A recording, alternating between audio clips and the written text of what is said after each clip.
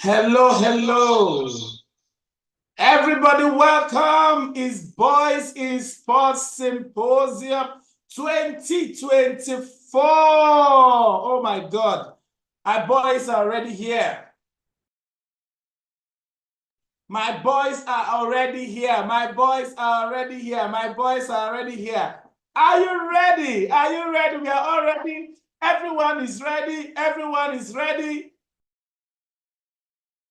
Everyone is ready. I want to welcome everybody joining us from every part of the world. It's Boys in Sport Symposium. So I want to open the chat room. You go straight to the chat room and tell us where you're joining us from, what is your name, and where you're joining us from. Just tell us, maybe you say Kene, Kaduna, Nigeria, or David, UK. Tell us your name, the city, and country in one chat. Let's go, everybody. Welcome. I'm so glad to see everybody's Boys in Sports. Are you ready? You can see me on my jersey, sports jersey, right? Because Coach Ebuka is ready today. All right, everyone, let's go to the chat room and let me know where you're joining us from and what is your name. Let's see. Our speakers are also here and they want to know where you're joining us from.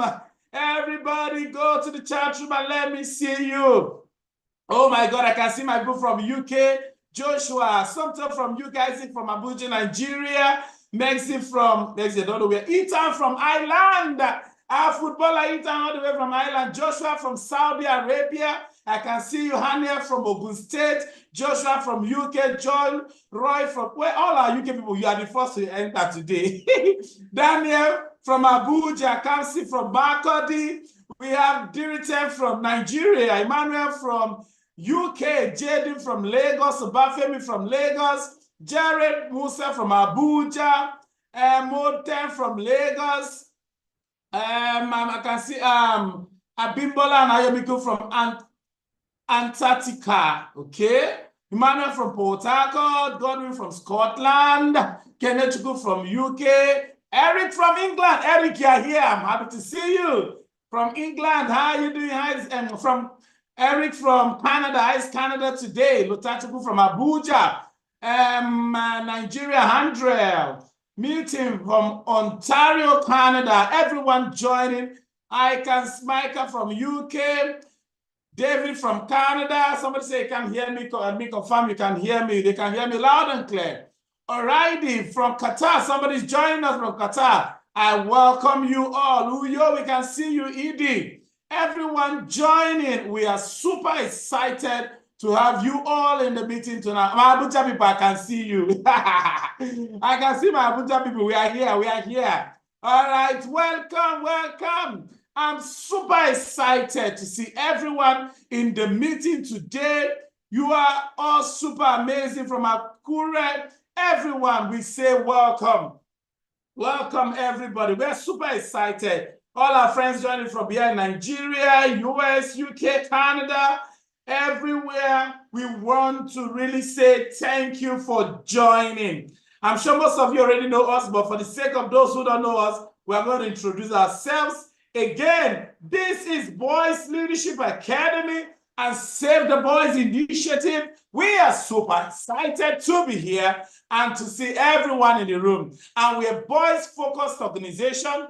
We exist to mentor, empower, and equip boys to live positive and productive lives. So for those joining us for the first time, welcome to Save the Boys Initiative. It's an NGO that is focused on boy-child development. While we have the Boys Leadership Academy, an academy also focused on raising boys. And we are super excited. We have conferences.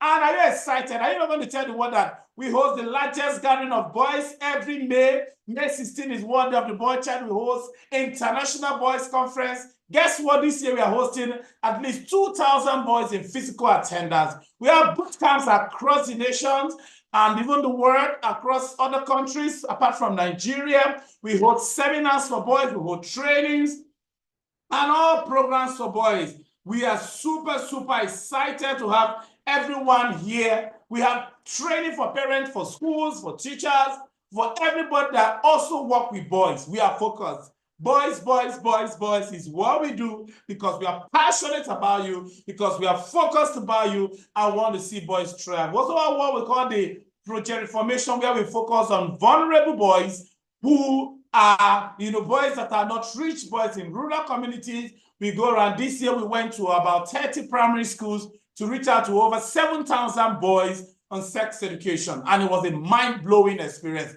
That is what we do at Save the Boys Initiative and Boys Leadership Academy.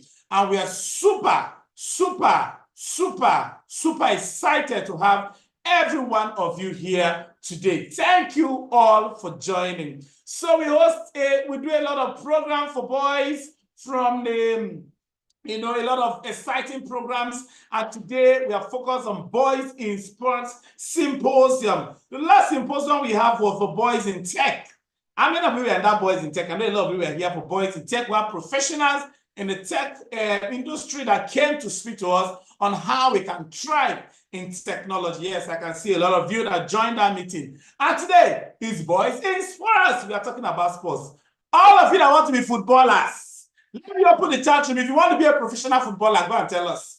How many of you? And we have special guests. After that, I'm going to introduce our guest. The first speaker will be speaking to us, a basketball coach. And after that, we now go to talk to our footballers who speak to us. Oh, we have amazing facilitators here. And then you ask all your questions. All of you that want to leave school and play football, today is the day to ask your question.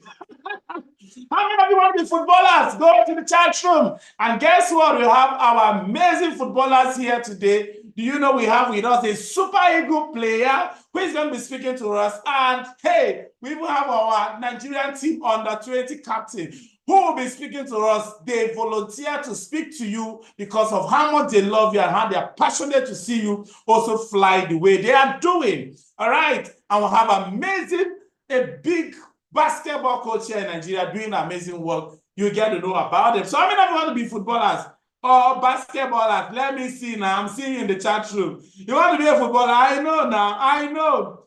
Who is your football idol, your basketball idol? Go to the chat room and drop that. Let us see. Who is your football idol? Who is your basketball idol? Let us see you in the chat room. Amazing. Amazing. Who is your football idol? Who is your basketball idol? Want to see? I don't want to ask who is the real goats now. Let me not ask who is the real goats so that Messi and Ronaldo's fan will not come and drag me here. Who is your football idol? Who is your basketball idol? Go, okay, I can see a lot of them. Messi, Ronaldo, Victor, Shimon, and LeBron James. Messi.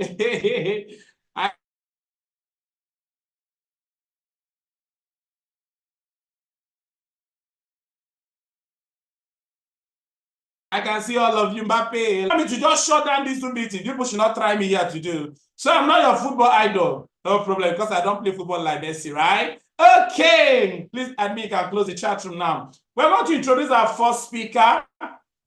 We are going to be speaking in this order. Coach Innocent will speak. After that, we'll hear from Mr. Success and then Mr. Nosa. So we're going to go straight to have... We'll hear them talk. They are going to be speaking and sharing their experiences. And after that, we'll not take a lot of time to take questions from you. So get your jotters ready, get your water, get your juice, get your tea, and we are ready for the ride. All right. Mr. Innocent is Mr. Innocent, Miss James. Please raise your hand on Zoom. Okay, you see him. We're going to make you co-host and then also able to spotlight you once you start.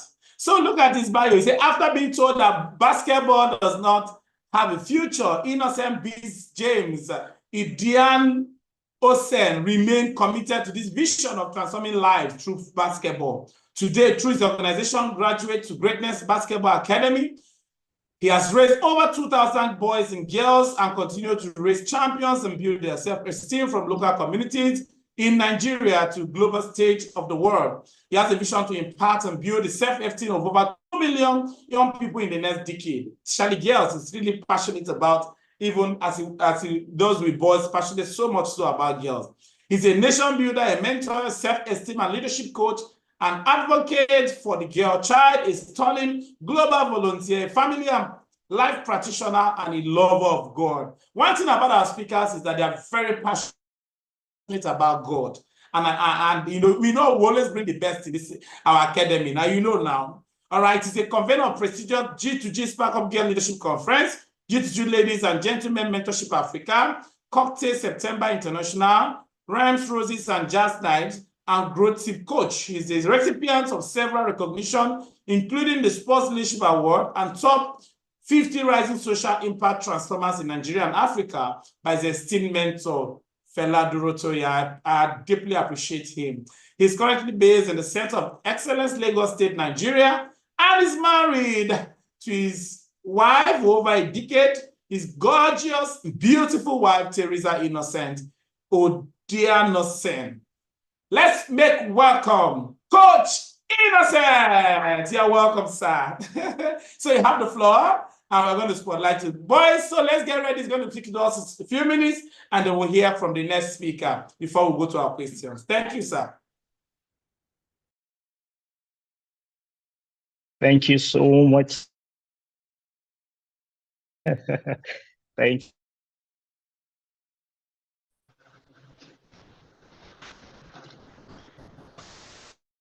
You can go ahead. You can hear Okay, you. that's great. It's good.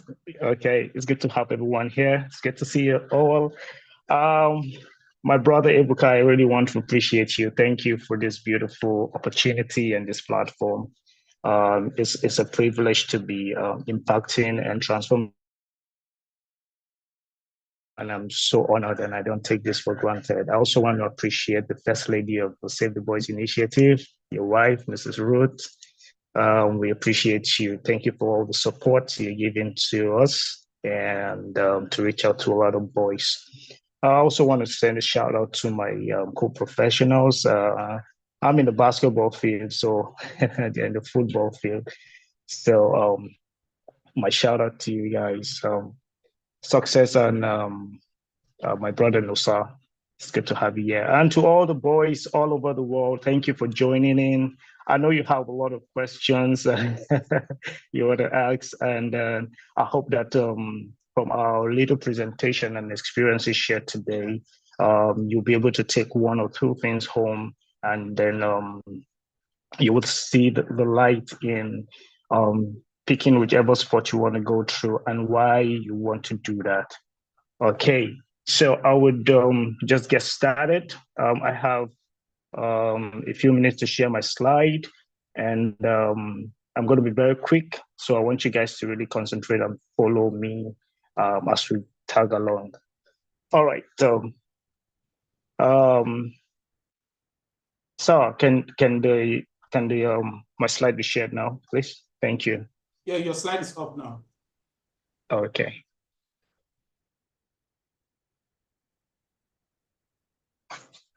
Okay. All right, guys. Well, I'm going to be talking Just confirm to you. You can see your slide from where you are. Yeah, I can see it now. I can see it. Thank you. So I'm gonna be starting with a quote by one of my favorite and my all-time basketball mentor, Kobe Bryant, the late Kobe Bryant. You know, I'm gonna be talking to you from the aspects of basketball, but it's gonna be touching every aspect of sport in general. Okay, so I'm gonna be sharing thriving in sport. Using basketball as a case study and education. So this quote here is saying, great things come from hard work and perseverance. There's no excuse. That's what Kobe is all about. That's what any one of you who want to go into sport and you want to really do a lot in sport, you want to achieve a lot in sport, you must have perseverance and be very hardworking. Just no room for excuses. Just no room for excuses. Excuses only gives you the back seat and gives you the bench. But those who are working hard and are perseverant about making their dreams come true in whatever sport they decide to go for are the ones who are at the limelight, at the forefront, and they're the ones who have been seen and are doing great things, and everybody wants to emulate them. And I'm sure that most of you have idols or icons that you look up to in the sport world, in football, in basketball, whatever sport you're interested in. I'm sure you have icons and you're looking up to them. These people are people who are putting hard work. They've persevered through intense hardship, things that would have, in one way or the other, limits them from getting to where they are now, but they had to persevere to to them. You want to be like them. So for you to do that, you have to also put in the hard work. You have to persevere because it's not going to be easy. There's going to be distractions along the way. There's going to be one thing or the other that's going to take you off your focus. But your ability to persevere, to stay in line for what you want to achieve in the world of sports will make you become all that you can be in life. There's no excuse. Your sports is going to take you to whatever length, breadth you want to go in the world. There's no limit to where you can get to, where you can end up in sport. So great things come from hard work, perseverance, and just no excuse to doing so. All right, please, let's go to the next slide. So the next slide, I'm gonna be talking to you about education.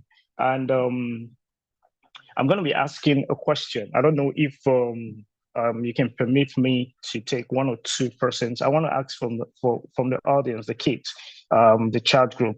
What do you think education is in your own words, not what you're seeing on the screen now? In your own understanding, what do you think is education? Let me see if I can get one or two responses. What do you think is education in your own word? What is education? Boys, the chat room is open, so you can drop your comments. All right, let's see. One or two of you should just send. I just want to see in your own understanding what you think education is studying. Thank you, Kings. Who else want to say something before I go on?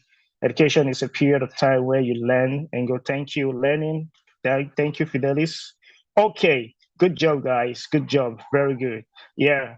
Thank you. Education is studying your books. Thank you, Kings. All right. So from what I have on the screen, you can see I have three definitions of education as it relates to you and putting it into what you want to do with sport. Because I see that I see a lot of boys, a lot of girls dropping out from school just because they think that when you drop out of school, it's faster to make it, it's faster to blow, like they say, it is faster to get to the peak or whatever sport you want to do. But I can categorically tell you that that is false. Education would take you there faster than any other thing would if you persevere. Remember, we said hard work and perseverance will take you to where you want to get to, will give you all the good things you need. And education is one of them. Here, education says, what is education? I said education means studying. Some of you say studying, which is good, you're right, in order to obtain a deeper knowledge and understanding of a variety of subjects, to be applied to your daily lives. It's a study of things that will give you deeper knowledge and understanding, and it will help you in your daily activities. Because if you don't have the knowledge of something, there's no way you can apply it in your daily life. You might just be working in ignorance and not knowing what to do about a particular thing that, on the other hand, if you have studied and understood it and had a deeper knowledge about it, it would have been easier for you to know what to do in that situation and to take you to wherever you want to get to. The second definition here I have is I'm trying to rush so that I can meet up with time. So pardon me if I'm too fast. Okay. During the answer and question period, I'll try as much as possible to give you feedbacks. So the second definition of education I have here is the development of every aspect of the personality, intellectual, physical, and morals, to the fullest potential. That is one of the benefits of education. They help you develop every aspect of your life. They help you develop your person in totality, your person. You get to understand who you are. You get to know who you are. You get to know what to do at the right time and what not to do that is not beneficial to you and to the world in general. Your intellectual capacity is being built, through education. Physically, you're built through education, and you have morals. The society right now, the moral decayedness is on a very high side. And if you are not educated enough to know that, oh, I have to have some morals so that I can feel my potentials to the fullest, then you might just be you might just be shortchanging yourself from being the best version of a person you're supposed to be. And the third definition I have here is education is the act of passing information. Like what we're doing now, we're passing information to you. It's an education. We're trying to educate your mind so that you can have, all the information you need, the knowledge you need to pass on to the next generation, and to improve on their understanding of how the world operates and how things are done and how things are supposed to be carried and done in the most proper way possible that will be beneficial not just to you, but to everyone around you and to the world at large. So let's go to the next slide quickly. So the next slide, I'm going to be talking about why education is important to you.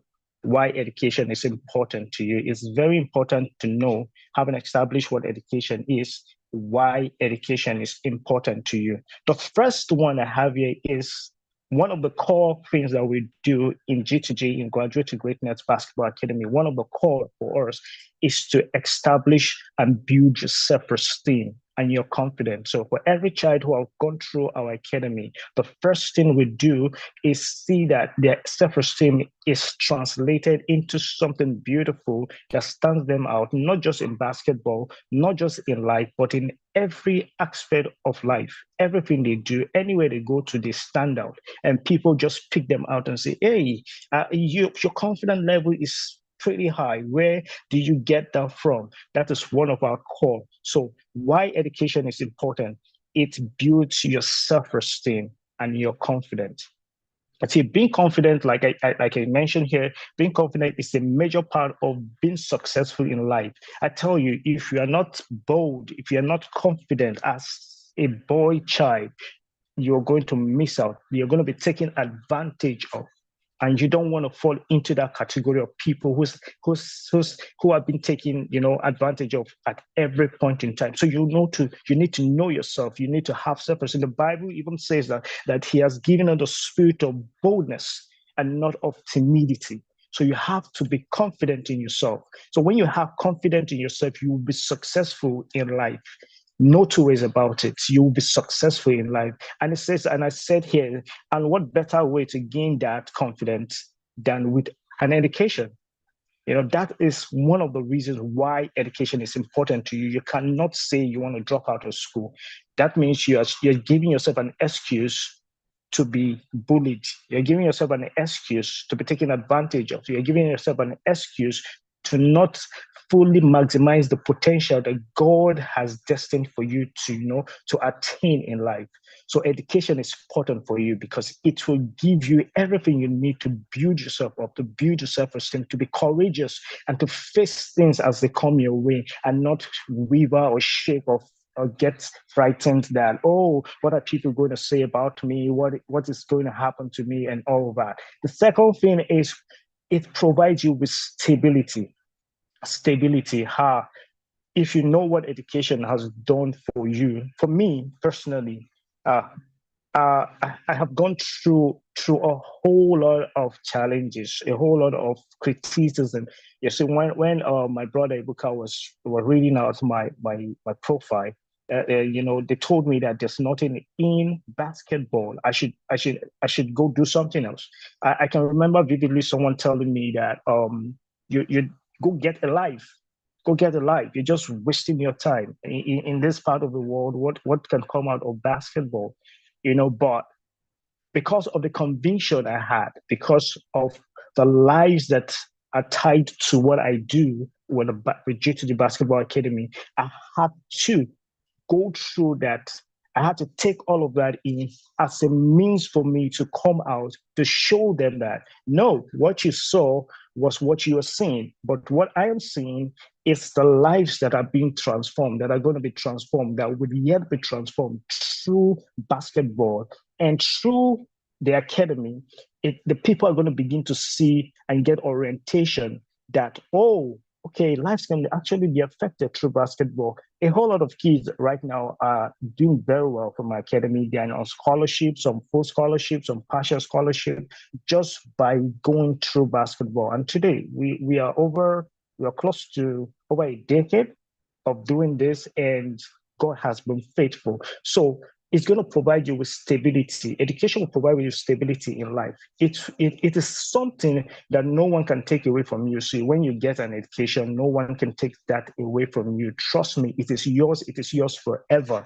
It is yours. It is yours forever. Third thing it does is it provides you with financial security. If you look at all the sportsmen that you want to become like in football, basketball, you will agree with me that these people are cashing out big time every week. Big time. They are good, they are stable, they are okay.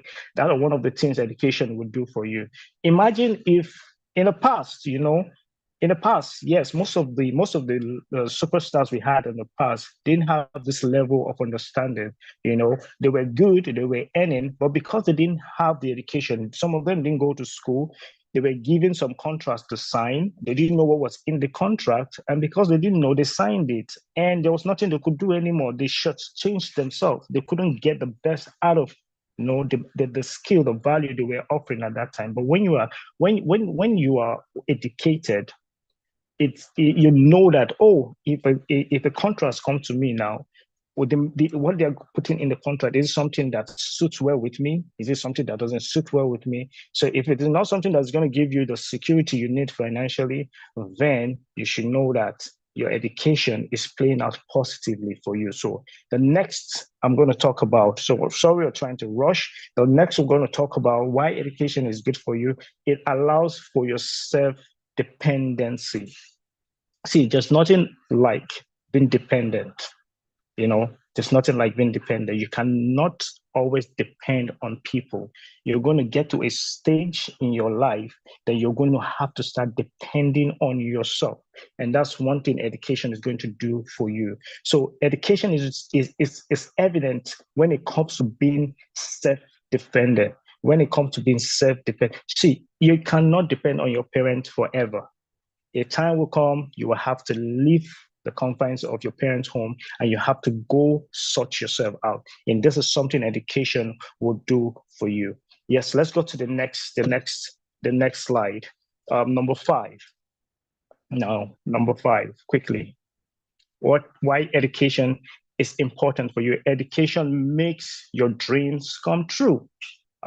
Who doesn't want their dreams to come true? My dream has come true through the academy, through the lives we've been able to impact, through the life we are still impacting, through the lives we intend to impact in the near future to come. This is something education will do for you. It makes your dream come true. It is the most powerful weapon you will ever have in your entire life.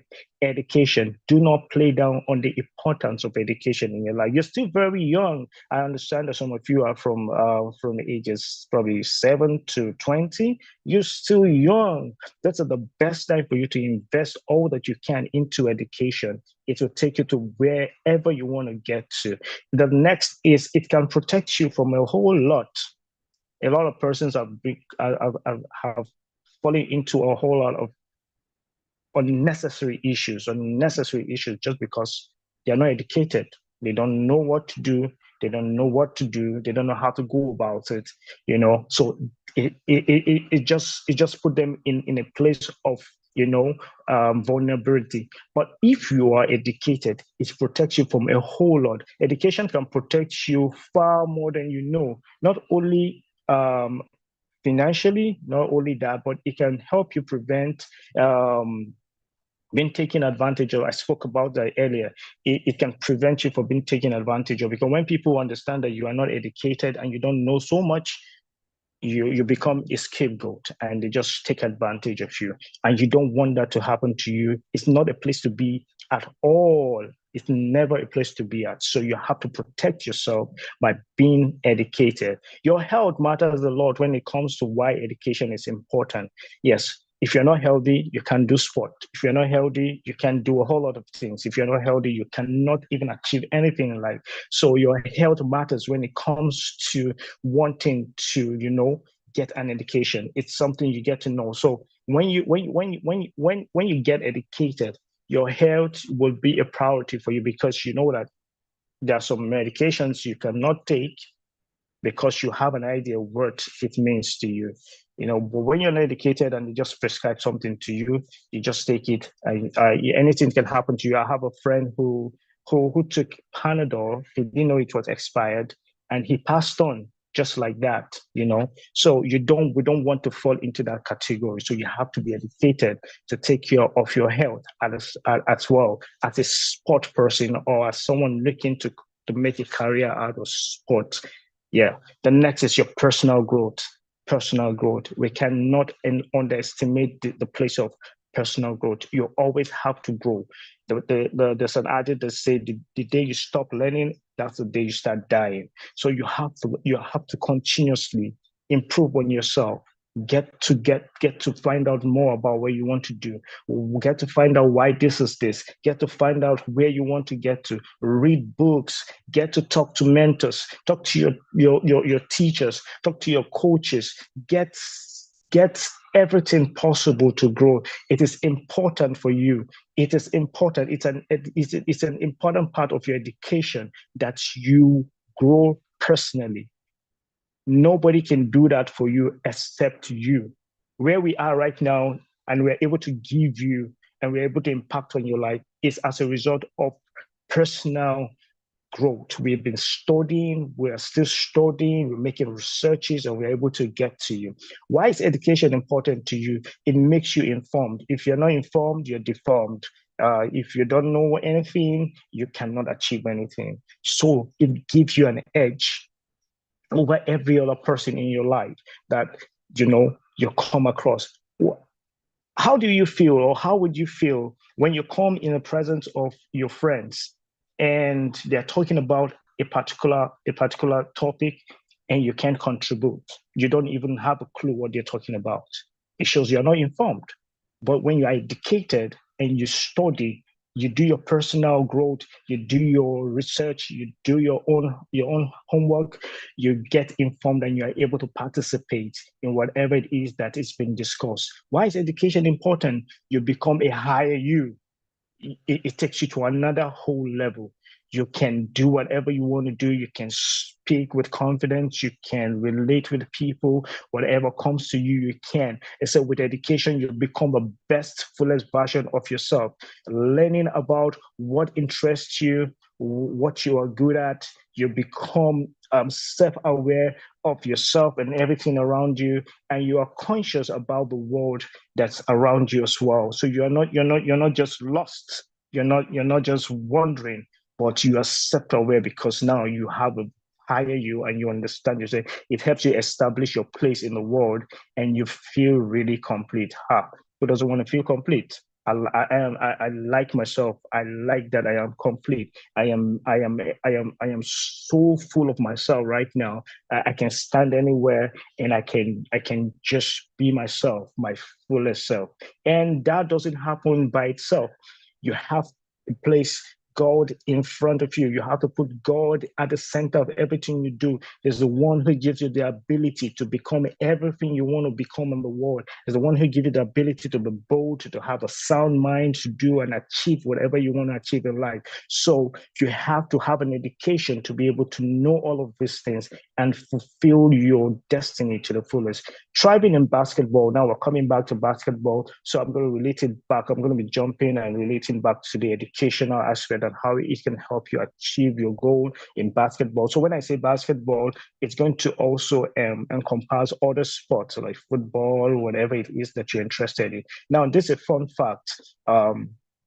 I said that's very interesting that you need to know. That is why the first quote we had, you said, to achieve anything good, there has to be hard work and perseverance, no excuses. Now, to this fun fact, the percentage of college basketball players who made it to a professional level to play at the highest level is approximately 1%. So that means that out of 1,000 persons who might apply or want to be professional basketball players, professional football players, only 10 maybe might make it out of the plenty. So what will make you stand out at the end of the day? What will make you stand out? What will make you become 1%, 1% of the pros that are being sought after? by these teams, by these professionals. So you need to know that. You need to have that at the back of your mind. The percentage of college basketball players who make it to the professional level is approximately just 1%. That means you have to work extra to be part of that 1%. So thriving in basketball, in any sport in general, what makes you stand out? What makes you stand out? The first thing you need to do is to join an academy, to join a structured organization. You see, if you go around right now, you will see a lot of boys, talented, good boys, and even girls just playing randomly on the streets, at the parks, and all that. They do not have a direction, you see, and then you don't have age with you by your side.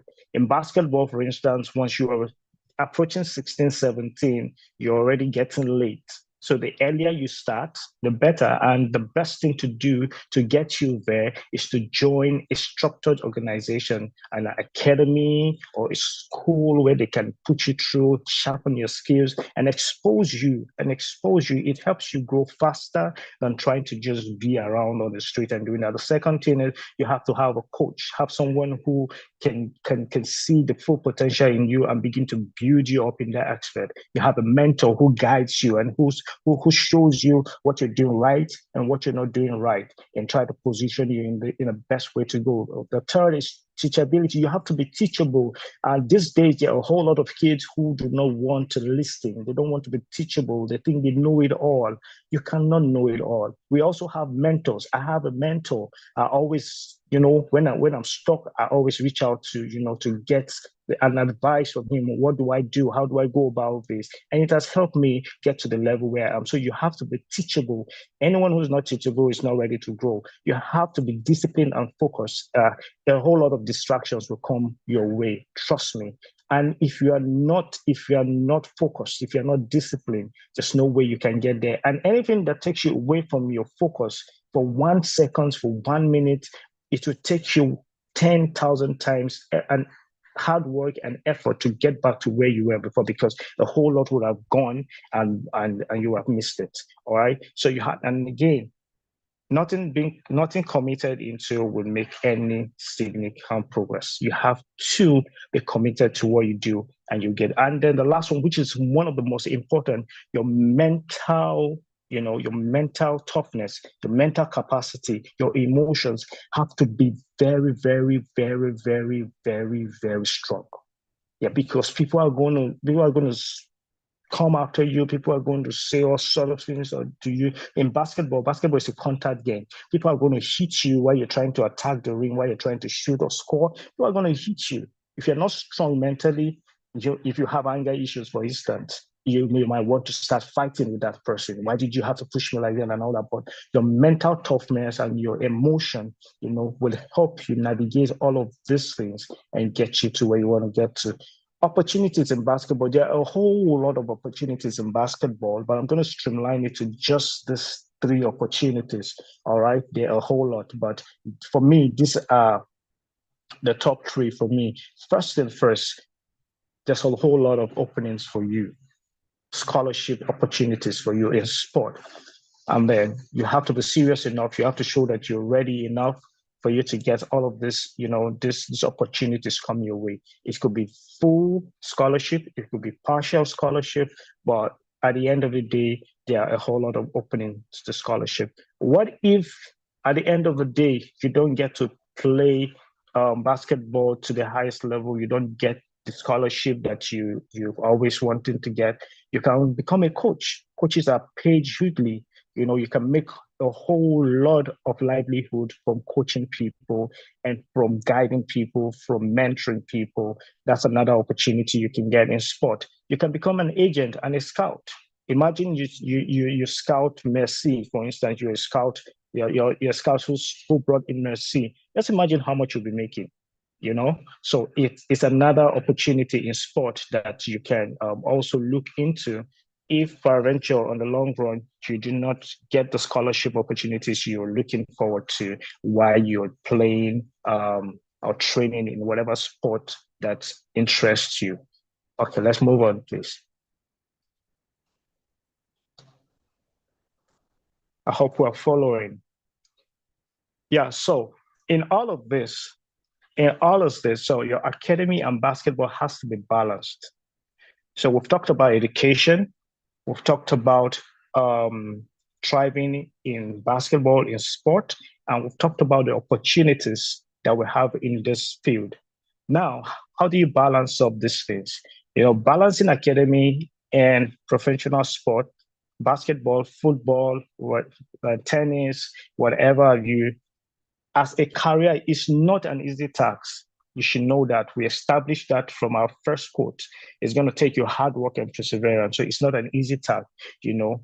But players have proven that it can be achieved. You can achieve it. It is possible. It is not far-fetched. It is not far-fetched. So this illustration from education is vital part for your personal growth and success, even within the world of professional sports. So if you balance up and able to balance up your education and your basketball, first off, you can't even get a scholarship if your education is not good. If you can't get a scholarship, you can't even get a scholarship. If you're doing badly in school, you are not in school, just don't even try to go there. You won't get any feedback. Now, these are people from the court. There are people who have gone ahead to show us that it is possible to have an education and also thrive in sport. This is Steph Curry. Steph Curry is a graduate of Davidson College, and he graduated as a sociologist. No, he read sociology. He's a four-time NBA champion with the Golden State Warriors, and he's still doing amazing things today. You can go check him out. He's an amazing human. He's doing an amazing thing out there in the air. He has over 10 signature shoes to his name and still counting on other chains of businesses. So what does that tell you? When you're educated, it opens up a whole lot of other opportunities for you that you never imagined in your lifetime. So education, very important. These are examples that are before us that we can look at and we can take inspiration from, and we can grow and achieve that. This is Michael Jordan, the famous Michael Jordan. He's also a graduate from North Carolina, a bachelor in art and science. So you don't have an excuse. You don't have an excuse not to go to school. You don't have an excuse not to have an education. You don't have an excuse not to put all it takes to make your mommy proud, to make your daddy proud, to make your coaches proud, to make everyone around you proud by getting an education. It is very important. It will take you wherever, I will keep reiterating that. It will take you anywhere you want to get to in this world. Michael Jordan, you can go and check his worth today. He's worth over $3 billion. Don't go. Okay, try and convert it in naira and have an insight of how much this man is worth just by having an education and playing basketball. Over $3 billion net worth today. If you have that, what would you do with your life right now? That's the power of education, guys. The power of education. You have to take it seriously. He's a six-time champion, NBA champion, and with the Chicago Bulls. He has over 37 signature shoes that are still selling to today. So even if he decides not to do anything else in his lifetime, he has shoes that would be selling every day, and he will keep cashing in and cashing out. And oh my goodness, the power of education. The next is Shaq O'Neal. Shaq O'Neal is a big guy as well. Big guy, big guy. All of these guys are doing great stuff with themselves by the power of education. He's a doctorate in education from Berry University in Florida, a three-time NBA champion as well with Lakers.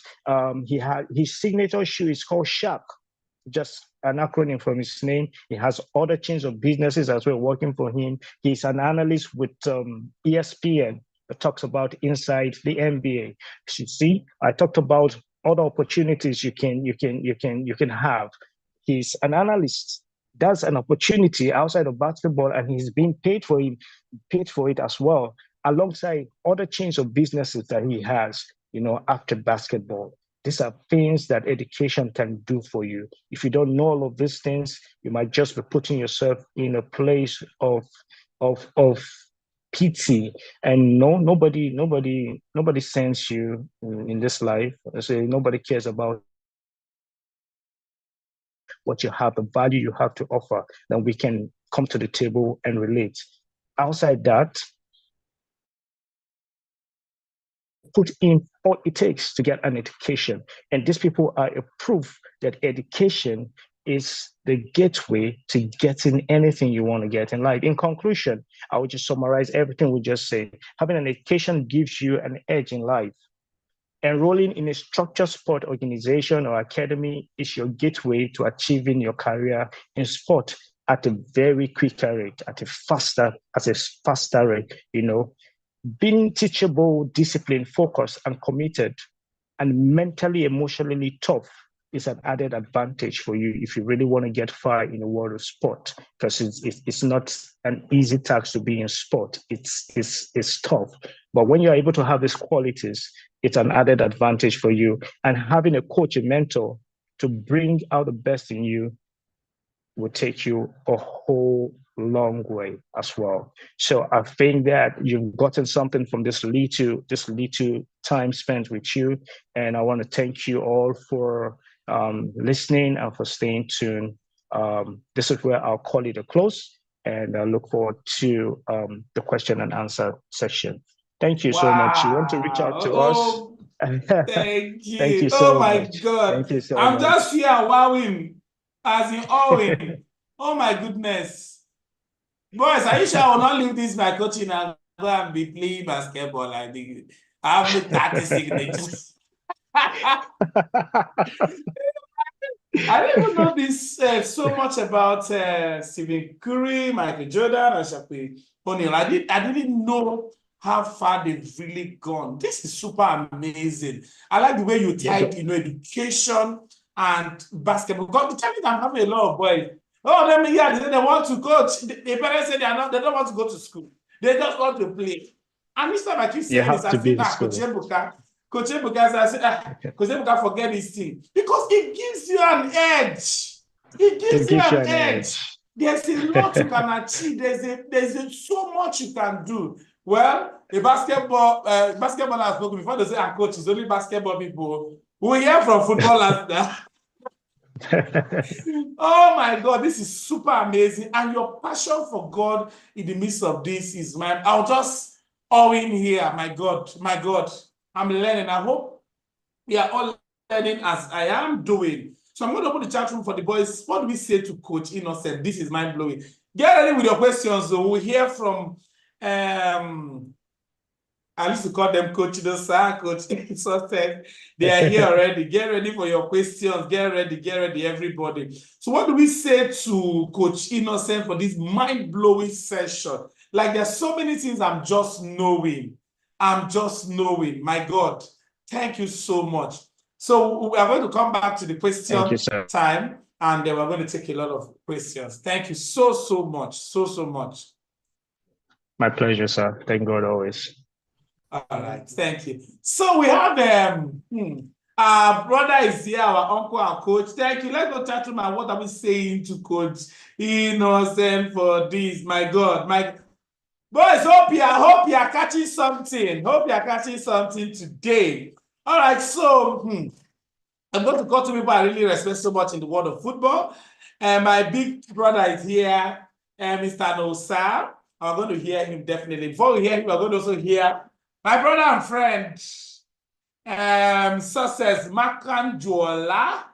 We are Nigerians here. I know there are other people that are not Nigerian, but we're celebrating our own. Hope we are getting ready for the AFCON finals. Because after they finish talking, we are taking fire for the finals. Mr. Success is in the national team and is the captain of the under-20 and 23, right? If I'm correct. And he's going to be speaking to us his own experience. So they're going to be speaking briefly. After I finish speaking quickly, our big brother is here, Mr. Nosa. Hey, Mr. Nosa, oh my God. a Super Eagles player who even played in the last AFCON. You can see that you have the people here. I don't know. Coach Innocent are giving us both bars, and I'm sure they are ready to tell you their own experiences in the world of football. How have they been able to get to these points? Like, this is what our boys are yearning for, longing for, sir. How did you get here? What did you do? What advice will you give to a young boy who is also aspiring, in getting there? Mr. Success from the under 20 to 23 Nigeria football team and the captain, please. Please, can you raise your hand so that we can spotlight you and unmute you to hear you? Coach Innocent, these boys are really, really super proud of you. Thank you so much, boys and kings. We call ourselves kings at the academy for this honor. Mr. Innocent, Mr. Sosa, I can see Mr. Nosa. Mr. Sosa, are you here? Just raise your hand on Zoom, and then we're going to meet you. Mr. Success. Makanjola, are you here, sir? Are you here, or should we take Mr. Nosa first while I try to find him?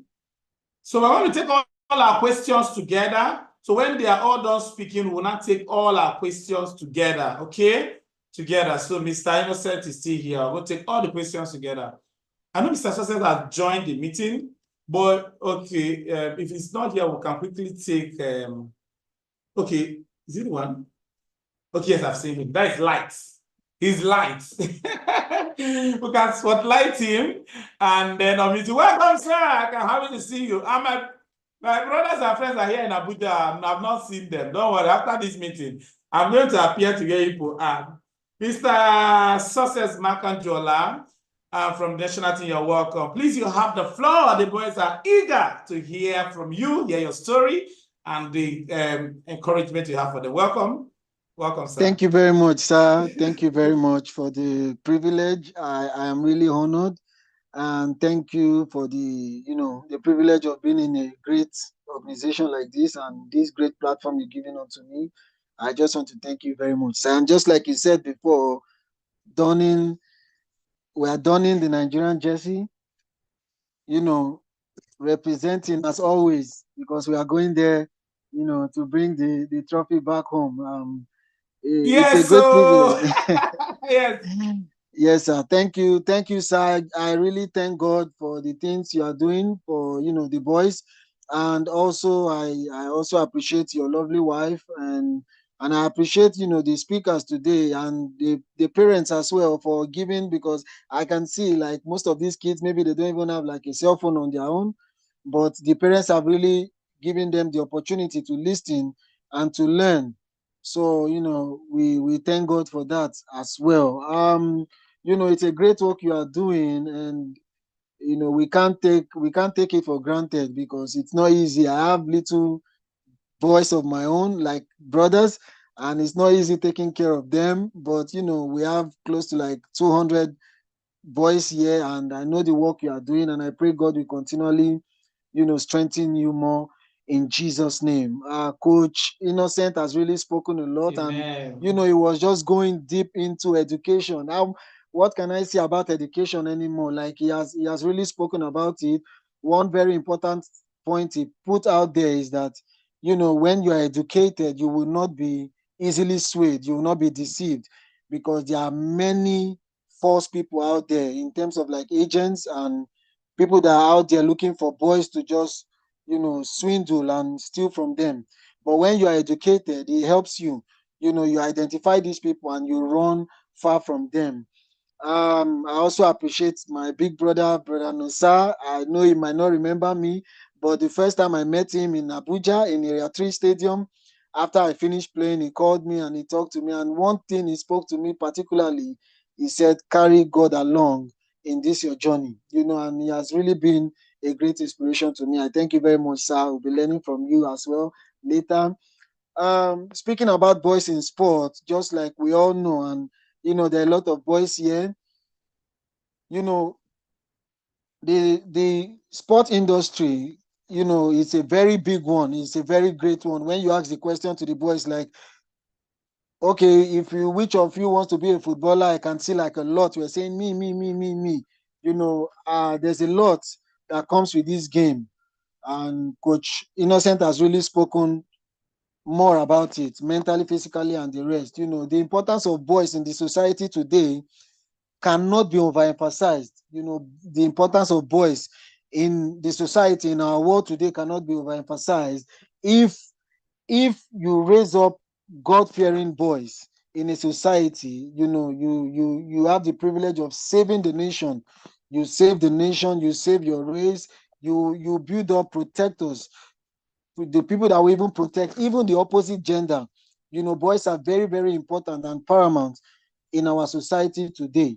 A lot of people just, think, okay, maybe because we are boys, we have everything all figured out by ourselves. No, most times we also need a helping hand. This is where parents comes in in order to help the boys, in order to become that which God has destined them to be. For pardon me, I know this is also like, I know Mr. Ebuka is a great man, if I would say a man of God. So I love speaking from God, because I'm telling you, without him, I don't know where I would have been today.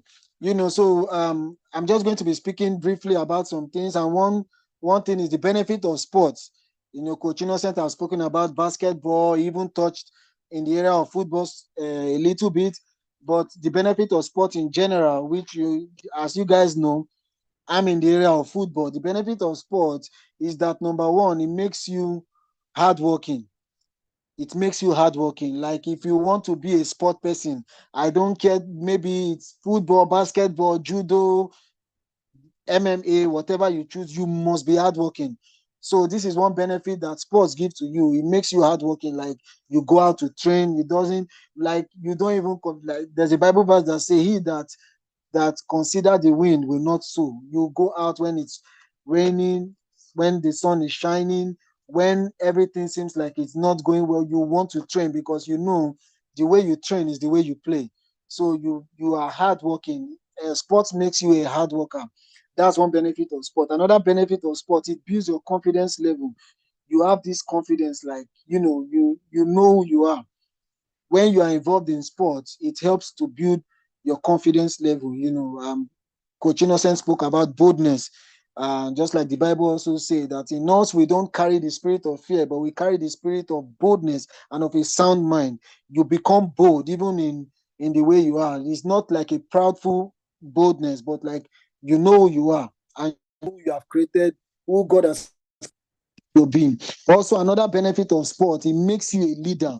I know one good thing about the symposium, which Coach Ebuka has always been doing, he tries to raise up warriors, he tries to raise up leaders.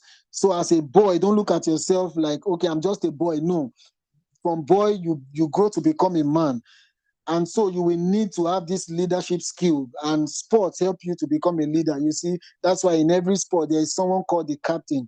Maybe I'm the captain of the under 23s, but I'm just saying, like, it helps you to become a leader in general. Like, you always want to lead, because as boys, I think, like, if there's one industry in the world that boys are more interested in, it's the sports industry. A lot of boys, we just naturally gravitate towards this direction. We want to be involved in sports. Why? Because we like to compete. We like to lead. This is how God has created us to be. We are protectors. We are leaders. We love competitions. And our competition is like, the competition is a healthy one, not an unhealthy competition, whereby maybe when you lose, you get angry and do things that you're not supposed to do. No, a healthy competition whereby even if you lose, you go back home to the drawing board and, okay, why did I lose this fight? Why did I lose this match? Then it helps you become a better person. So you have to be a leader. As a boy, don't look at yourself so young. You are a leader. Coach Ebuka always puts something in front, which I love so much. He calls you guys kings. You are a king, and you should treat yourself as such. Treat yourself like a king, because kings, even when kings go to battle, if they lose a battle, they come back to re-strategize and they attack again. As a boy, you must learn that you are a king.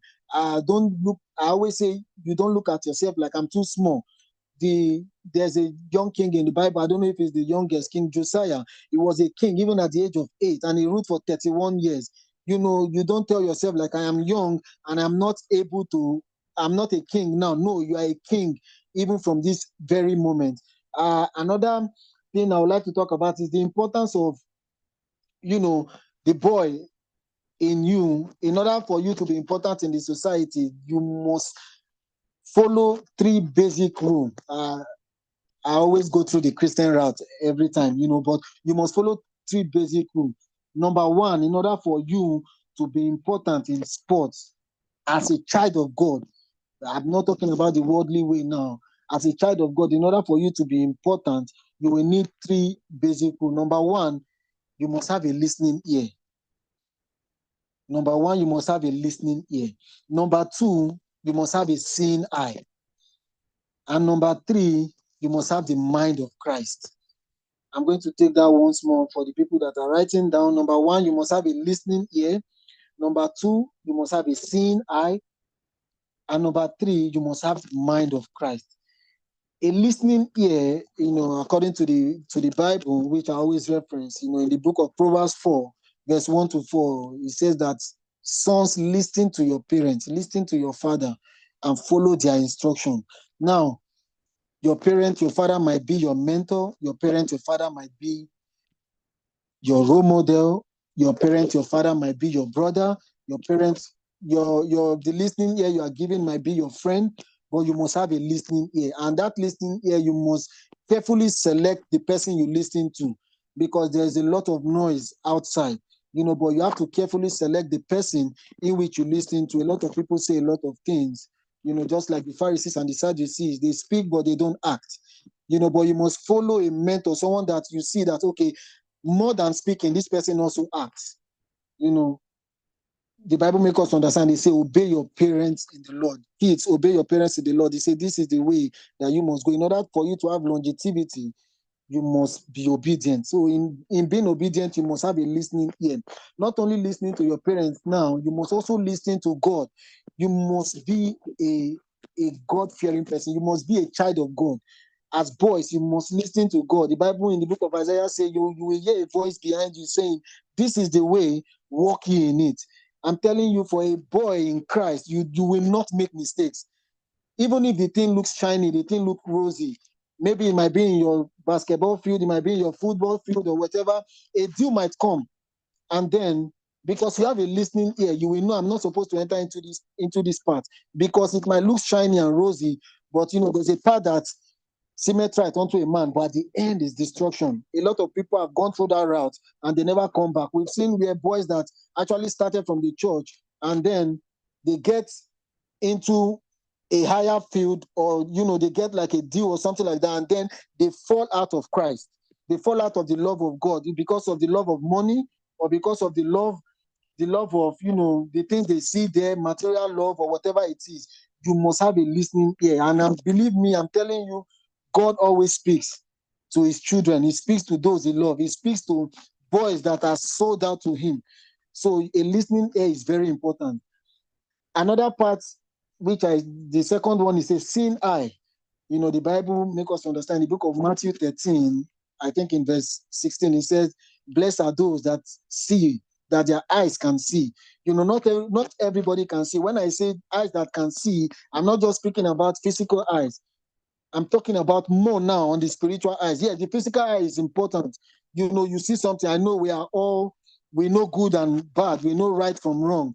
When you see someone, even the person giving you an advice, or you see someone that is not good, some place that is not good, I'm not supposed to go into this place. I'm not supposed to do this thing. You must have a seeing eyes. And a seeing eyes goes beyond just physical eyes. You must see spiritually. Like when you see something, God will always reveal to you like, okay, no, this is not the path for you to take. This is not the contract for you to sign. This is not the person for you to follow. Don't choose this person as a mentor, because the Bible said that by their fruits you shall know them. A mentor can come and say a lot of things, but what fruit is that mentor yielding? For a great example is Coach Ebuka here. Like, come on, look at over 200 boys now gathered here. That is the fruit of, the tree he has planted. Now, if you see a mentor, somebody you are seeing, or, I love watching people from afar. I know we all draw Coach Ebuka close, but I love watching people from afar, because when you watch them from afar, you see clearly. So the person you choose as a mentor, you should watch them from afar. When Coach Ebuka was speaking about, okay, you guys drop your favorite footballer or something, a lot of people are speaking Messi, Ronaldo, and the likes. Even in the basketball field, I know about Steph Curry and the rest. These are all great mentors, in which we can learn from. But for me personally, I carefully select my mentors, because these guys, they can be great in the field, but they might not be the right role model. They might not be the right mentors. For example, I can be a Ronaldo fanatic or a Messi fanatic and decide to draw tattoo on my skin because I love him so much. So you must carefully select your mentors. I might be like a Ronaldo fan and I decide to, no, Ronaldo is a very good one. So before we start the good debate, Ronaldo, like he trains hard, he works hard and everything. I'm Messi is my best player though, but when you are selecting your mentors, you must carefully select them, because not because, okay, I love Messi so much, then I decide to draw a tattoo on my skin. No, that is not how you select a role model or a mentor. You must carefully select your mentor. So a seeing eyes is very important. And believe me, you cannot get this seeing eyes outside Christ because the world is showing us so many things. Everything now is documented in what we can see with our eyes. And just like we know in the Bible, the eyes is the soul of the body. A eyes that is blind, the body becomes blind. And I pray God Almighty will help us in Jesus' name. I hope the boys are learning. Sorry. And thirdly, just like I say, the mind of Christ is very important. As a boy in sport, you must have the mind of Christ. And what the Bible called the mind of Christ, he said in his word, he said, God himself thought it not robbery to be equal with, and Jesus Christ, he thought it not robbery to be equal with God, made himself of no reputation, but humbled himself. That was the first thing. He humbled himself. As boys in sports, the sport is a very large place. It's a very large place. And I'm telling you, it has made a lot of godly children go out of the way of God. But one thing you must always have, the mind of Christ, number one, is humility. Boys, we must be humble. I'm including myself because, I believe I'm still a boy. Boys, we must be humble. Be humble to your parents. Be humble to your teachers. Be humble to your friends. Be humble to yourself. I'm telling you, a lot of people don't have self-humbleness. You must be humble to yourself. There's a place where pride wants to take over you, but humility must go a long way in your life. If you want to excel in this sport, you must be humble to yourself. Another area in which you need to have the mind of Christ is in prayer. I know you might say maybe you are too young to pray. No, you are not too young to pray. It doesn't matter how little. You must learn the habit of praying because in this game you want to enter, I'm telling you, the devil also is involved in this game. The devil is involved in sports. And in order for you to shine as light in this world, you must pray. You must be prayerful. In the morning and at night, you must be prayerful. Prayer goes a long way. This is what Jesus Christ does on a regular basis. He always prays. And also another thing, in having the mind of Christ, you must have love. A lot of people, because of the competitiveness in the sport, because of competition, they have hatred towards maybe their friend or maybe towards the person in the opposite team. Yes, when we are on the pitch, we are now, I will not call it enemy, but we are rivals. But, after the game, you must have love. There's what we call the spirit of sportsmanship. After the game, you go, you embrace your opponent, embrace your rival, show them that, okay, outside sports, I still have love for you. It's more than the game. You must have love for your opponent. You must have love for those competing against you. And the fifth one, I said, you must have the fear of God. This is one very important factor in which a lot of boys don't have. You might have all this quality, but if you don't have the fear of God, a boy might actually fall. In order to grow in this field, especially my field of football, you must have the fear of God because a lot of things will be given to you. A lot of things will be portrayed to you, which seems right, but all these things are like evil hidden in good. You must be very brave and you must have the fear of God. There's someone called Samson in the Bible. He had strength. If Samson was involved in any sport, I'm telling you, let's say, for example, Samson is a boxer. There's nobody that will beat Samson in this world. If Samson wants to be a fighter, there's nobody that will win Samson in this world because Samson has strength. God has given him that gift. So as boys in sport, you must know that irrespective of the gift God has given to you and how strong you are in this field that you have chosen, you must have the fear of God. Samson didn't have the fear of God. That was why he couldn't listen to his parents. That was why he didn't have a sin eye. That's why he didn't have love, even for his parents, even for himself. So above all these things, you must have the fear of God. Somebody that fears God, the Bible says that that person is wise. He that feareth God is wise. And the fear of the Lord is the beginning of wisdom. So the fear of God is very important. And also, you must be teachable. You must be teachable. A lot of people think they know it all. You don't know it all. Nobody is an island of knowledge. We learn every day. Just like Coach Ebuka, I can see he's jotting down some things. We also have to be teachable. We must always learn. We must learn, even from the people we think don't have nothing to show to us. We must learn from them. We must learn from them, because from the mistake of a wise one, from the mistake of others, a wise man corrects his own. Even from the mistake of others, what makes this man to fall? What makes this person to fall? Then you learn from them. We must be teachable, and we must always learn. So, finally, I said you will, because of this great passion that we have, you will need to equip yourself physically, mentally, and spiritually. Coach Innocent spoke a lot about it. Mentally, you must be strong. I'm telling you now, this is more than a lot. You have to be strong mentally, because this game will test you. Sports, it will test you. There's nobody that comes out great.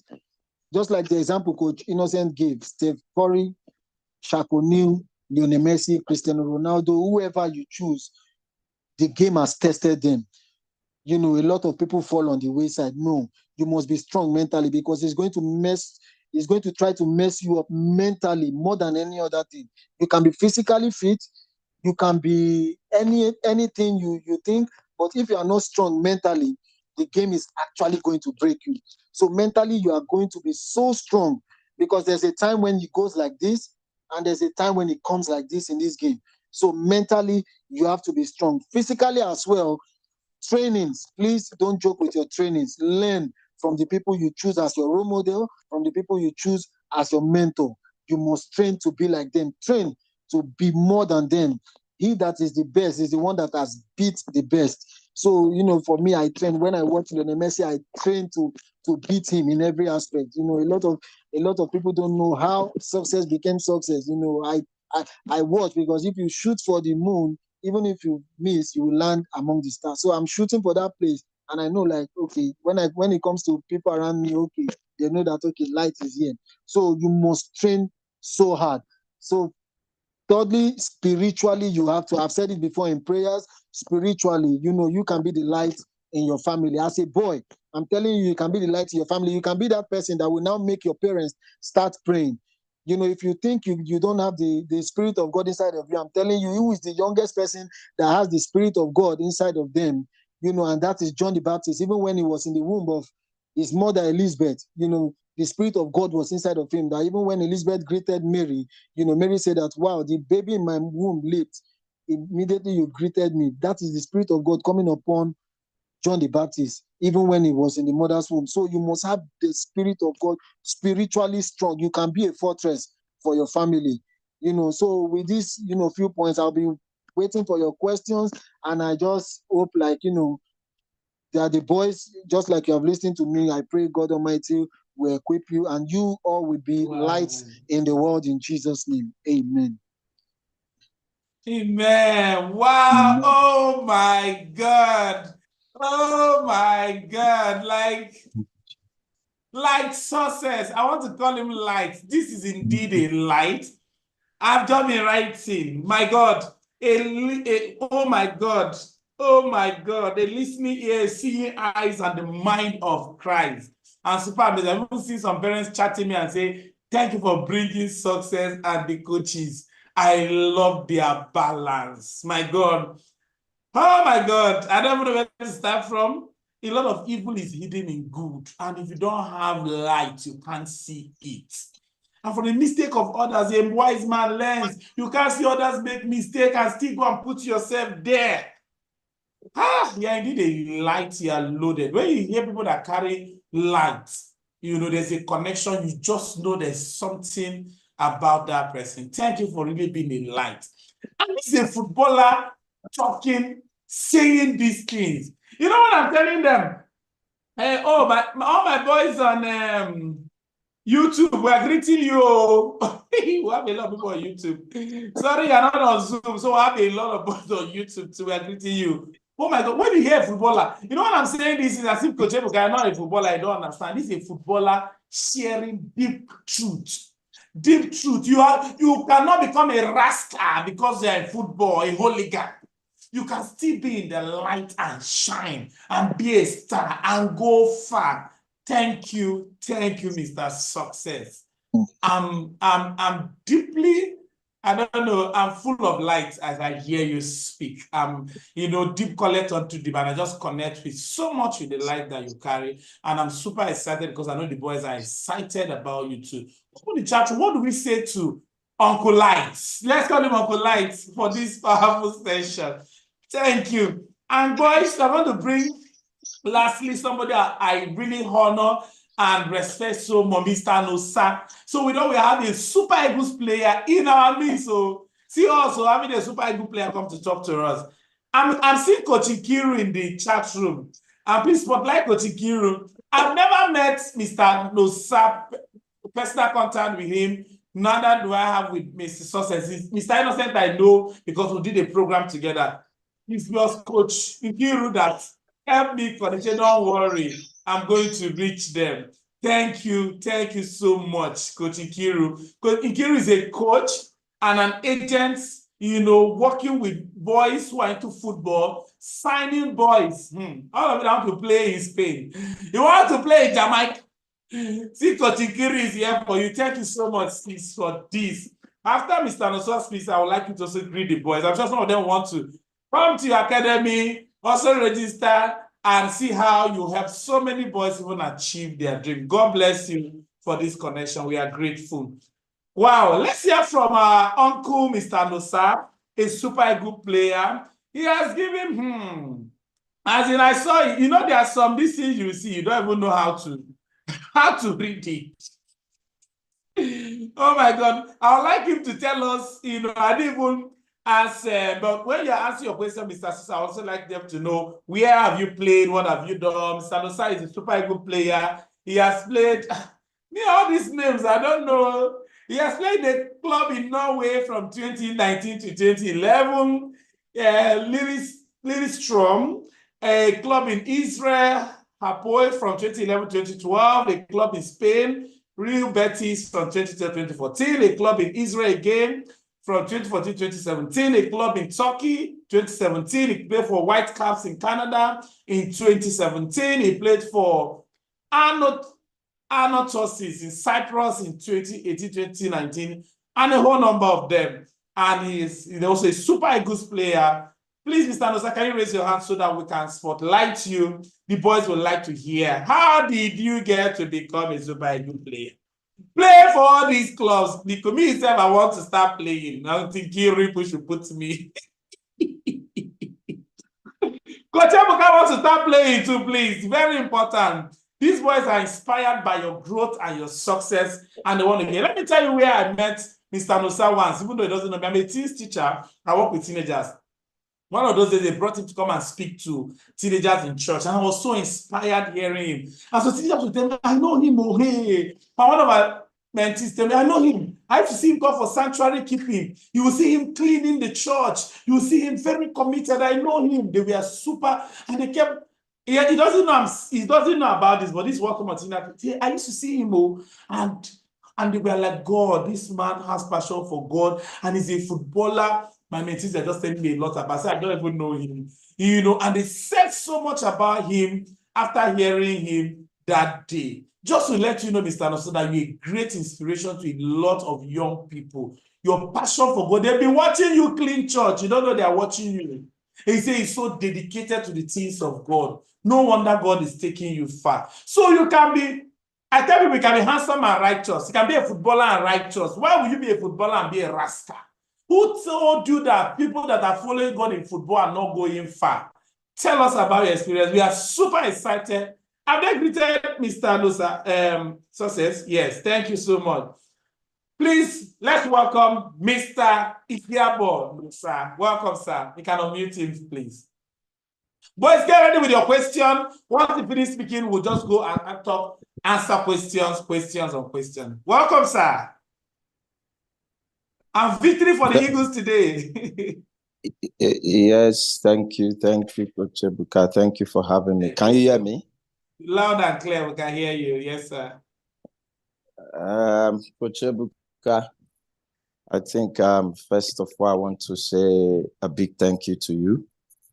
You're doing a great job.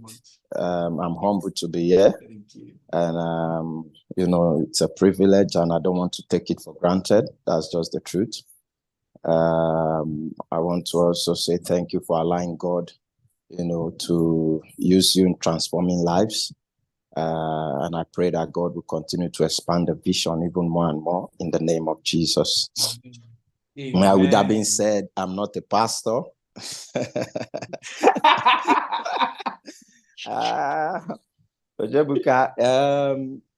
Success and Innocent, I think they finished the job. I think I'm just here to let the student, let them just share put the their grace. question in. Let's share the grace and let's go and watch Super Eagles. That's all I'm here for. Success, you're trying to intimidate me. You keep saying captain, because you captain under 20. I think I'll captain the next Super Eagles. So stop intimidating me. Innocent has touched on the educational aspect. Success, you know, I think these guys, they've touched on almost everything. That's just the truth. Success just played my message right there, my story. You know, I'm kind of speechless, don't even know what to say. I wish I was even the first speaker, so. But like I said, again, it's a privilege to be here and I'm not taking it for granted. I want to say hello to everybody out there. I hope they can hear me. Loud and clear, loud and clear. Okay. So where do I start from? Where do I start from now? I wanted to tell my story, but I think I'll contradict what Innocent has said. So I don't want to tell my story again. But these guys, they came prepared. I saw them jotting points and Success was talking from different points. Innocent on the screen. And I just came to share my story. But so what do I say? I think let me talk about let's say dedication, you know, in sports, discipline, and you know, let me just touch those subjects. I think I need to find a place to get this thing stable. I'm just trying to hide from my son because he's coming here and you know disturbing me. Sorry. Boys, we trust them, we know them. So to all them young boys out there, I think whatever you want to do in life, you just have to be dedicated. You have to be disciplined. You have to stay focused. I can't overemphasize, you know, the God aspect because Innocent talked about it. Success also, they talked about it. And Coach Ebuka, from my little findings, they said he's Pastor Coach Ebuka. So I'm sure he's been talking to you guys every day about the God factor in sports. But some of us, we are privileged to be where we are today, and it's all by the grace of God. That's just the truth. I did not come from a rich parent. I keep telling people I struggled. I lost my dad even at an early age. And that was where I took responsibility. You know, I grew up earlier because I had to be a man for myself. I had to sort out things for myself. how to get my football shoes, a lot of things. I had to grow up really fast and sort my way.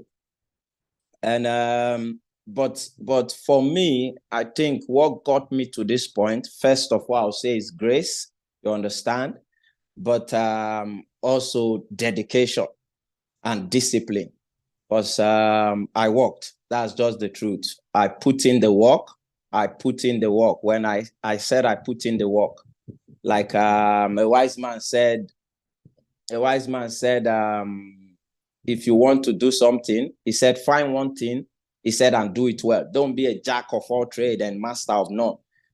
Just be good in one thing, you understand, and do it well. And that thing will take you around the world. And for me, football was passion and everything to me. So that was like my own aspect. I focused, I trained, worked hard. Morning, I'm there in the field training. Evening, I'm there. Afternoon, rain, come sunshine. I was just there, trying to develop my skills, perfect my craft. And I never gave up. A lot of people, they counted me out. Some said, look at him. Who told him he's going to make it? Not this kind of people, you understand? And I keep telling the young ones now, even now, you guys have like the role models you guys have now, it's like they're even closer to you guys. In my time, Okocha, Kanu, these guys, they were far from us. Like they were too far from us to even reach them, you understand? But like you can see Osimhen now, you can see everybody, they are still young, you can easily reach them, you can listen to their stories, and you can learn one or two things. But for us, I never thought football would give me money, you understand? I was just doing it for passion. That's just the truth. It was not money at first, it was just for passion. I love the sport, I love the game. Nobody told me, I was going to make money out of it. But, as God would have it, when you pursue your passion, then money will come. Don't pursue money first. You understand? If you pursue money before, you miss it. You chase after your passion, then money will come. It's your passion that brings money. It's not money it's your passion that brings money. So you chase after your passion, be dedicated, be disciplined, just work hard. And you put God into it, then I think you surely make it in life. What else? And listen, let me tell you guys, never give up. Never give up, because a lot of people will come to discourage you. A lot of people will tell you you can't do it. You understand? But if you believe in yourself, then you go for it. Go for it if you believe in yourself, because a lot of people will discourage you. They will tell you it's not your type they are looking for. All these things are things that they've told me in the past, that, I don't belong here, you understand? A coach even told me in the under 2023 that I don't belong here, you understand? But as God will have it, when he said it, I said, yeah, you're right, I don't belong here. And God took me to the Super Eagles, from 20 to Super Eagles, because he said it. It was like a prophecy, and he never knew it. He said, I don't belong here. That is not people like me they are looking for. I don't even know how to play, all that stuff. But he said it, and God confirmed it. You understand? God used these negative words to confirm it. And what else? And I think also something I want to say is a wise man said there are two kinds of pains in life. He said the pain of discipline and the pain of regret. So at this early stage, you have to choose your pain. Is it the pain of discipline, or is it the pain of regret? Because there are a lot of people today, they are out there crying. I wish I had done that. I wish I had done this. I wish I had done that. I wish I had done this. No. So at this young age, you need to choose your pain. Is it the pain of discipline or the pain of regret? A lot of us, we want to do it, but we are not disciplined enough. You want to be the best, but you don't want to train. You want to be the best, but you're the one complaining to the coach that the training is too hard, the training is tough. While we're training, the sun is out, and you want to make it. So at this young age, if you learn to choose your pain, and I tell you the truth, you choose the pain of discipline. Choose the pain of discipline because it will bring you, trust me, a great profit at the end. So you choose the pain of discipline. Don't be like those guys that comes out now and be saying, I wish I know. I wish I know I would have done that. I would have done that. I know all my teammates that at one point in time, they thought we were not going to make it. And some of them said, no, sir, I can't continue. I need to go and join army. This one join Navy. This one join police and like that. But I kept on, kept on perfecting my craft. I kept on training. And today, by the special grace of God, look at the difference. You understand? So you need to be disciplined. You need to be disciplined. You need to be disciplined. If you want to do sports, you need to be disciplined. That's just the truth. Without discipline, you can never make it. You can never make it. You understand? They said hard work beat talent every day. Hard work will beat talent anytime, any day. So you need to put in the work. You need to put in the work. You need to put in the work. Even the Bible said that a man's gift, he said he shall make room for him and bring him before great men. You understand? So you continue to work on your gift, continue to perfect it. Stay focused. Listen to your parents. Listen to your parents. You understand? They know best. You ask them for advice. Ask them. Go meet mommy. I'm coming. Go and meet mommy. I'm coming. So go and meet mommy. So I'm coming. So go and meet mommy to turn it on. So that's I think for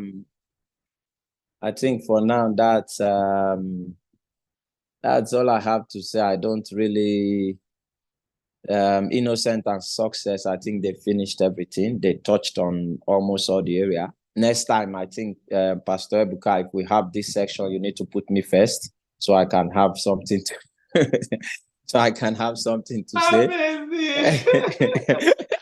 Oh, thank you so much, sir. So let me start from asking you the first question. You played in so many clubs. Yes, sir. This play for Super Eagles and those clubs is still like a dream, it's like a miracle to some people. How is that possible? Yeah. Is it that you don't sleep at all? What is your training routine like?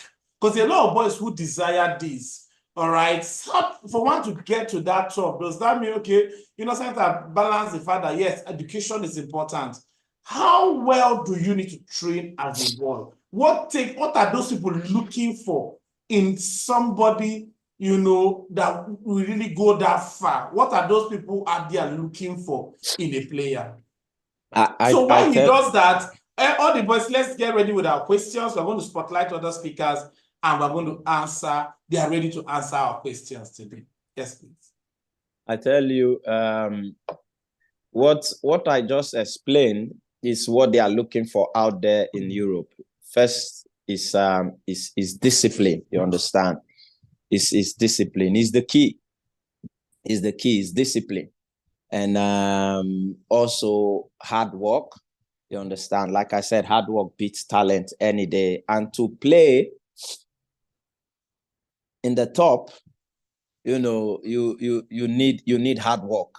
You need hard work and you need God. You understand? The Bible said, if the foundation be destroyed, say, what can the righteous do? So you need to have that foundation first. You need to have that foundation in Christ. And then when you're disciplined and hard work, you continue to develop your craft. You continue to work every day. You understand? You train, you practice, you perfect your craft. A wise man once said, he said, if you fail, it's your fault. And if you succeed, it's your fault. So there's nobody to blame. If you fail, it's your fault. If you succeed, it's your fault. So you don't have to point finger at that one. It's because of you, I did not make it. I didn't have to point fingers to nobody because I kept on working. I kept on perfecting my skill. And when I got there in Europe, I'm telling you the truth. When the white men, they saw me, they embraced me because they know that this guy is somebody that has worked. I've done my assignment. I've done my homework. So when I got to Europe, the first time I got there, I'm telling you the truth, it was right there in the field. The coach called the team manager and said, listen to me, sign this boy. Otherwise, other clubs will sign him because I've already done my assignment. I put in the work and with the grace of God, you understand? So That's just it. Ochebuka. Wow. Amazing. Thank you so much. This is super amazing. All right. So I was spotlighted the 3 speakers. We have lots of questions for all of you. I will be answering our question before we go and watch our Super Eagles. We have prayed and the victory is ours.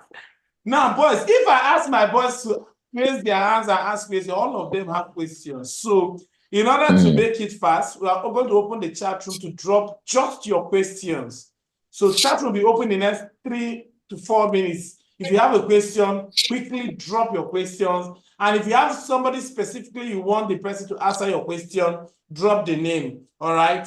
While I take the first set of questions here. Thank you very much, Mr. Nosa, for that. I'm really inspired by that. Mr. Thank you, sir. Thank you for having me.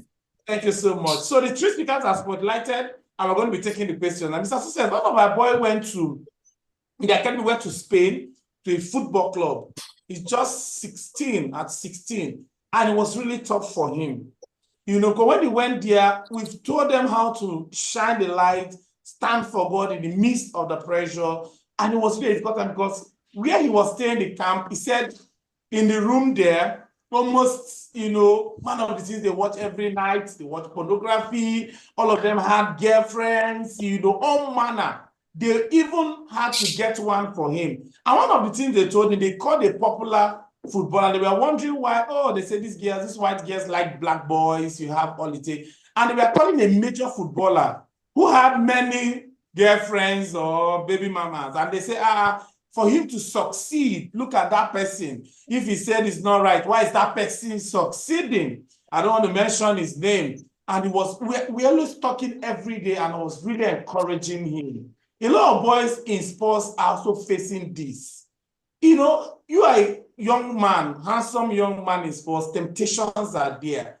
Boys who are struggling in this area, what will be your counsel for them? Because you know the dilemma is that some of them still see these ones living this bad life and in quotes succeeding, and like, okay, why should I not when others are also doing these bad things and succeeding? What will you say in respect to that, Mr. Success? Thank you very much, sir. That's a very, very important aspect which troubles the minds of young footballers all over the world. You know, I said it before, there is something called evil hidden in good. There is something called evil hidden in good. Now, because the thing portrays itself to be good, but it actually is evil. Now, this lies in the people we call our role model. I've had that question thrown to me one time, like, if this person is, I know this person is doing evil, but look at the person progressing. You know, this is what the devil does. The devil masquerades darkness in light. You know, and then you see that light, you'll be like, whoa, if this person can do it and get to this place, then I also, there's no problem. That is not bad. You know, but you must have the mind of Christ, because in this aspect now is someone that has been grounded in the word that can actually overcome. You know, there's a saying that says when the root is deep, there's no reason to fear the wind. I can tell you many times our parents don't want to put us out there because they don't even know how grounded we are.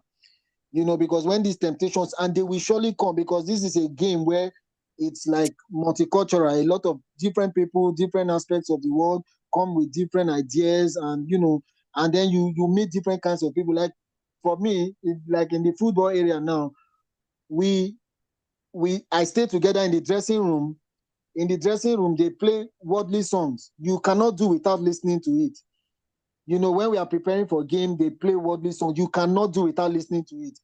You know, so what do you do at that particular time? It is not what goes into a man that defiles a man, but actually what comes out. You know, you can block your spirit from listening to those sounds. Your ears might be listening to it, but your spirit does not align to it. So in this area now, the person in question has to be grounded in the word. This is where Christ comes in. You cannot overcome if you are not standing on Christ in this area. If you want to use your physical strength, you will fall. You will one day tell them to give you a girlfriend, or you will one day tell them to bring that alcohol, or one thing or the other.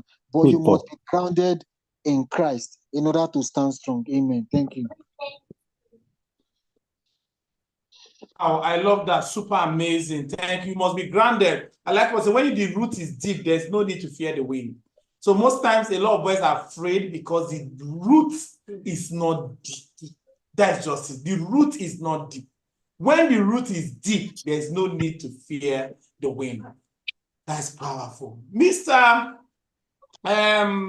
Innocent, you said a lot about education. Sincerely, the major issue I'm having a lot of parents and the boys is this education matter. We have a lot of boys here who want to drop out and go to just play football, just leave school. And they keep citing examples of people who are not schooling. A lot of boys want to drop out and just play football. In fact, there's no week I don't get a case. In fact, 2 months ago, I had a case of who said he was going to take his life if the parents still insist that he should go to school. He insisted. And he was calling an outrageous money that the parents must use to register in an academy, or he drinks sniper. We're having boys every day in this issue. We have stressed a lot on education.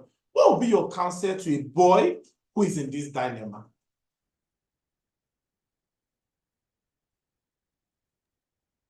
Thank you. So, very, very great question.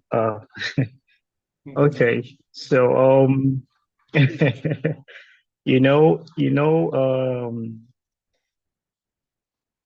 the Bible says that evil communication corrupts good manners.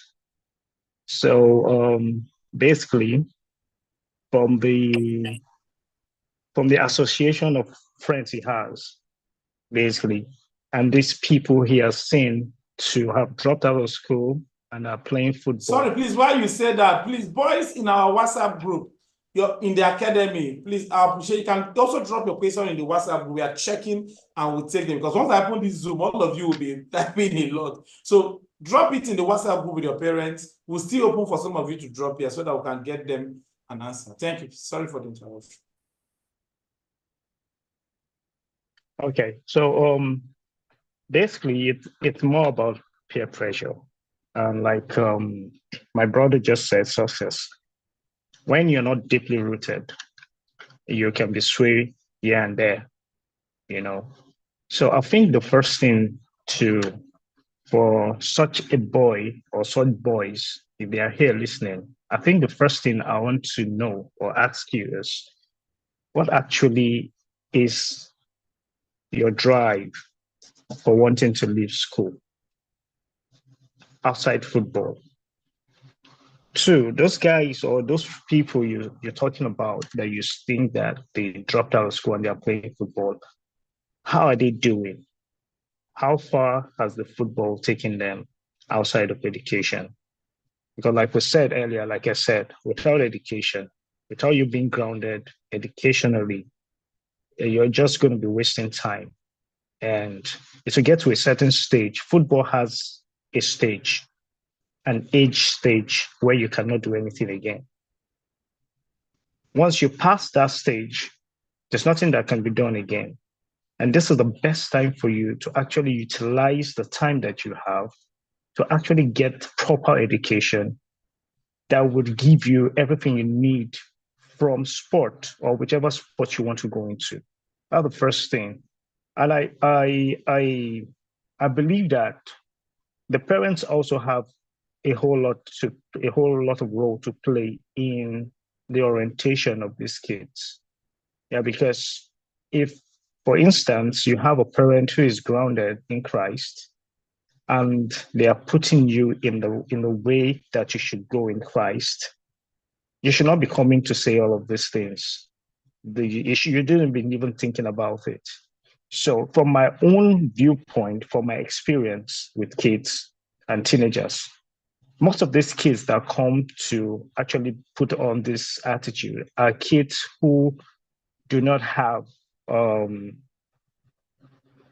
father figure in their lives. Some of them are from broken homes. Some of them are, just wandering about, just trying to make ends meet. Some of them are from very, very not well-to-do homes. And one of the ways that in my organization, one of the ways we are trying to help kids like that is to get to speak with their parents, and then find ways for which we can actually give them a place to belong. We give them a scholarship for a certain period of time. And bringing them in through that medium, we get to start working on their minds all over again and trying to educate them, try to make them see reasons why the step they're about to take is going to be a disastrous one. But if they decide to take these other steps, it's going to be much more precious and much rewarding for them. So for such a boy that's here, you're a king, and that's what you're referred to. You're a king. Kings do not take sides with. I need you to think about that a bit. King do not take sides with servants. Once a king puts his foot down, he has put his foot down. And what he says is final. So what are you? Are you a king or are you a servant? Those people you're looking at, what values are they inculcating into your life? What actually are they putting in your life? Because if you're telling me you want to commit suicide, life goes on after you commit suicide. Everybody will forget about you. What actually have you achieved? Where's your name going to be written on the sands of those who have done a lot, those who have caused a shift in the society, in the world? Where's your name going to be mentioned? Look at our big brother Nusa. He has played in almost the big clubs in the world. If when his dad passed on and he says, "Oh, okay, it's over. I'm not going to go after my passion anymore," where do you think he will be at this point in time? So there are a lot of questions you need to ask yourself. I don't think that dropping out of school will take you to where you're going to. It's just going to help you get the best out of the worst things of life, the quicker. And it's going to kill you the quicker. So if I'm going to advise you, I'm going to again stand on the importance of you having an education. That is the best form of education you ever have. And again, are you born again? Do you know Christ? Because if you're in Christ Jesus, you won't have this mindset. Your mind should be renewed by now if you're in Christ. So if you don't know Christ, the first thing you should do is give your life to Christ and allow the Holy Spirit to begin to guide you and lead you and show you things like my brother Success said, is seeing eyes. You cannot see with your physical eyes if you're not spiritual, if you're not born again. God will not show you things. But when you're born again and you're led by the Spirit and you spend time asking God questions, asking Him in the place of prayer, it's going to open your eyes to see many things. It's going to show you the way to go. Just imagine if the coach told Mr. Nusa that, "Oh, yes, this is your place." That door that was open to him when he was told this is not a place, he wouldn't have gotten that opening. He would have still been there, I guess, by now, probably still trying to struggle, still trying to prove that he's good and all that, But because he understood by the Spirit that, oh, this man just confirmed that I'm too good to be here. That's why he said I'm not here. I'm not supposed to be here. The door opened for him. So you can't drop out of school. Education will give you an edge. Every time it's the greatest weapon you would ever have. Please stay in school. And if you have any struggles whatsoever, committing suicide is not the way to go. The first thing to do is to talk to your coach. I'm glad you have Coach Ebuka. He has been doing amazing with you, with a boy child all over the world. He can put you through, and together we can solve this. So stay in school, get to know Christ, and I trust me, the end is going to be glorious for you. Thank you. Thank you so much. That was powerful, my God. My wife is just behind the scene and starting, hey, fire. Kings do not take sides with servants. You can't. And when you want to follow the wrong path, it only makes you to get the best out of the worst things of life. Thank you so much. That was deep. I have another set of questions for three of you. The first, Mr. Nusa, somebody's asking, about 5 boys have asked, why are you not playing tonight? They want to know why our super good player is not in the coast. And secondly, they're asking, what club are you playing for now? And thirdly, somebody said, I really desire to play for a football club in China. I don't know why China. Is that possible? So 3 in 1 question for you. Question for Mr. Light. Somebody is asking. I say I'm asking this question to Mr. Success. My parents hate football with a passion. Some parents don't even want to hear that you're playing football. Like, just kill it. Some of the boys are even laughing. Some parents have got me Coach Ebuka. This football matter. I beg, just kill it. A lot of parents are saying no. I know there's this mindset a lot of parents have about football, that footballers are hooligans, they are terrible people, they are nothing in life.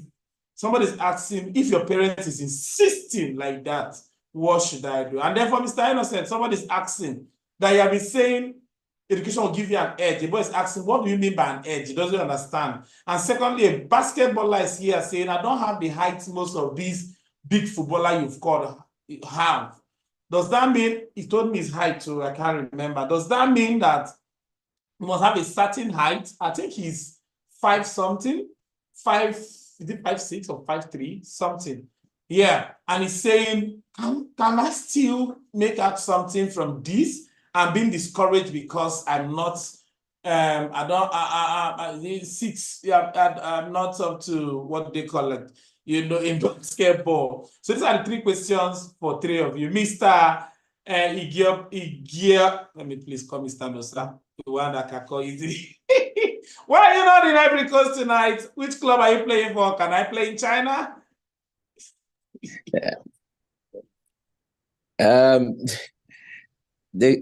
Okay, he said, why am I not playing tonight? Yes, they are asking. I'm injured. I did surgery on my knee, so I've not played for some time now. But this year, by the special grace of God, I think before the end of this year, you see me playing again. And he said, the second question, he said, what club am I currently playing for? Presently, I'm not, like I told you, it's because of the surgery. I decided to come home and rest a little bit and be with my family, spend this time with my family. I cherish it. So that's the reason why, you've not seen me in any club. But before the end of this year, by the grace of God, because now I'm feeling better, I'm feeling well. I've started training gradually, and hopefully before the end of the year, you see me playing again. And I think the last question, he said he wants to play in China or something like that. Yes. He said he wants to play in China. Yes. There must be a reason why he said China. Did they tell him there's too much money there and that's his reason for going? Because why China when you can play in England, you can play in Spain, and he said China. I'm sure somebody told him there's too much money in China, so he has to go there. But it's a big dream. It's possible. Money. Arab, he wants that money. It's possible. Just stay dedicated, and anything is possible with God. Thank you so much. And while we are just running off, somebody asked, okay, he's still in secondary school and he's passionate about football. What will you advise him to be? His weekly training routine, what should it be like for somebody that's still in secondary school? Is it in day school and boarding school? He's in day school.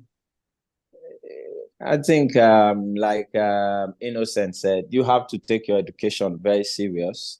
That's it. And but when you have the time, you train. You just find the time, you train.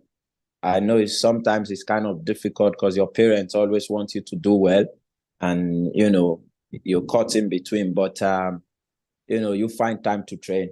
That's just it. It takes a lot of discipline. When you're out of school and you finish you can go to the field, get a ball, train, like that. Beautiful. Yeah. Thank you so much. You're welcome. Can you still hear me since I'm closing? Yes. Can you hear me? Yes, I can still hear you. Yes.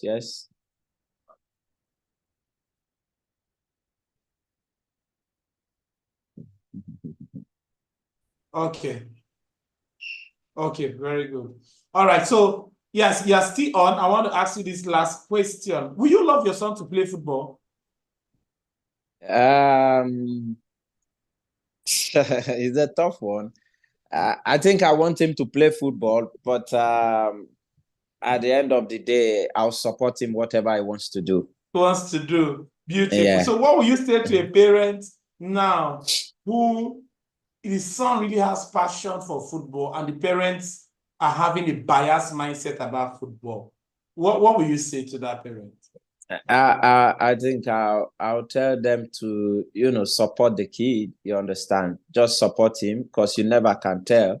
Look at Messi, look at Ronaldo, look at us today. You understand? I used to be flogged for going to play football. My dad used to flog me. I don't want to see you in that pitch again. I don't want to see you in that pitch. I used to be flogged. That's just the truth. But today, look at us now. So I think the parents, you just need to support him. You just need to support him, because God, you have one plan, but God also has his own plan for the boy. And just support him. You never can tell. That guy might just be the next Messi in few years to come. Thank you so much, sir. Thank you. We'll still come back for another round of questions. While we hear from Mr. Success, quickly, I give you a question of a boy who is struggling with the parents. What will you say to that boy who is really, really struggling and the parents is saying no? What counsel will you give to that boy, Mr. Success? I think that was the question I gave, right? Yes, sir. Okay, sir. Thank you very much, sir. Mr. Nosa, a lot of questions are dropping for you. I'll come back to you. No problem. I'm here. All right. Go ahead, Mr. Success. Okay, thank you very much, sir. That's a very tough one, but for me, I believe I go through the Bible principle. There's a place always for the Father's blessing. You cannot go out of the will of your Father. We all know the will of God supersedes all, if you actually know that this is the will of God for you. But there's a place for the Father's blessings. If you really want to go far, your Father must bless you. Even in the Bible, we see where fathers were blessing their kids, and and the blessing stood. Anyone he blesses, the person become blessed. Anyone he curses, the person become cursed. So you must always know that the blessing of your father, your parent, goes a long way. So you must find that blessing. You must look for it, even if they don't want to. You must look for it, not in a negative way, just like our brother did in the Bible. But you must look for that fatherly blessing. It's very, very important. And one of the ways which I can encourage you to do so is by your actions, by your act. If you really know you have passion for this game, and even if your parents don't want you to do it, you start showing them positive things, that things they want to see, and then they give like more ears to what you are saying. You start doing house chores well, you start living a healthy lifestyle, start, making them feel happy, and they'll be like, okay, I think my son really knows what he wants. When you make that decision like that, I really want to do this thing, they know that, okay, he's speaking from a wise place, and then they support you in this area. So for me, I believe the father blessing is very important. You cannot go out of the way of your parents. He has to bless you for you to manifest in that field that you have chosen. And so you must search it out with wisdom. I pray God will help that kid in Jesus' name. Amen. Amen. Thank you so much. That's amazing. I like that. At least let the parents see responsibility in you. That you're responsible and that you can be trusted in this area. I like that. That is super amazing. Mr. Innocent, your question on this boy asking his height. Somebody say, what do you mean by age? And somebody keep asking Mr. Innocent, can somebody play football, basketball without a coach? Must you have a coach? Two persons are asking, why a coach? Can't I thrive even without a coach? Okay. Thank you, sir. Nice questions. Okay. Why having an edge in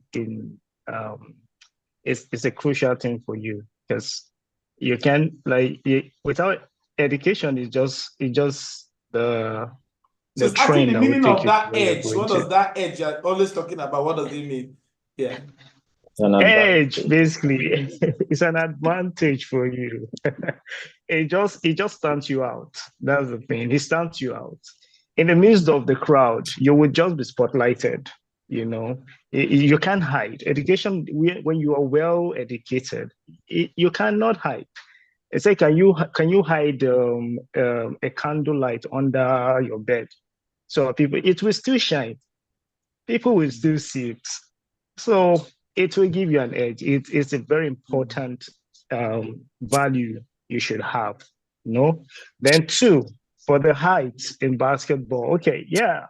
In those days, yeah, height is seen as an advantage. It still is an advantage today, but things has evolved.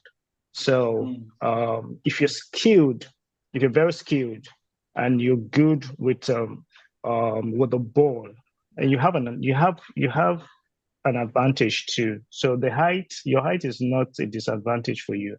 So all you need to do is to work on yourself, work on your skills, develop yourself in every area, and then you can actually try. Your height is an advantage, basically. So the tall man has an advantage for his height.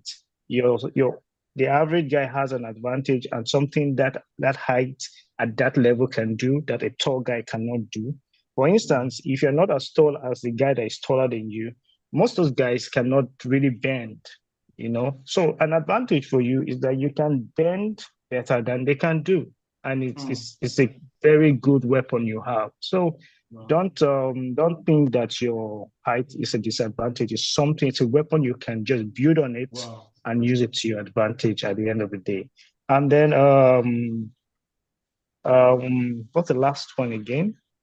So on edge, height, and coach.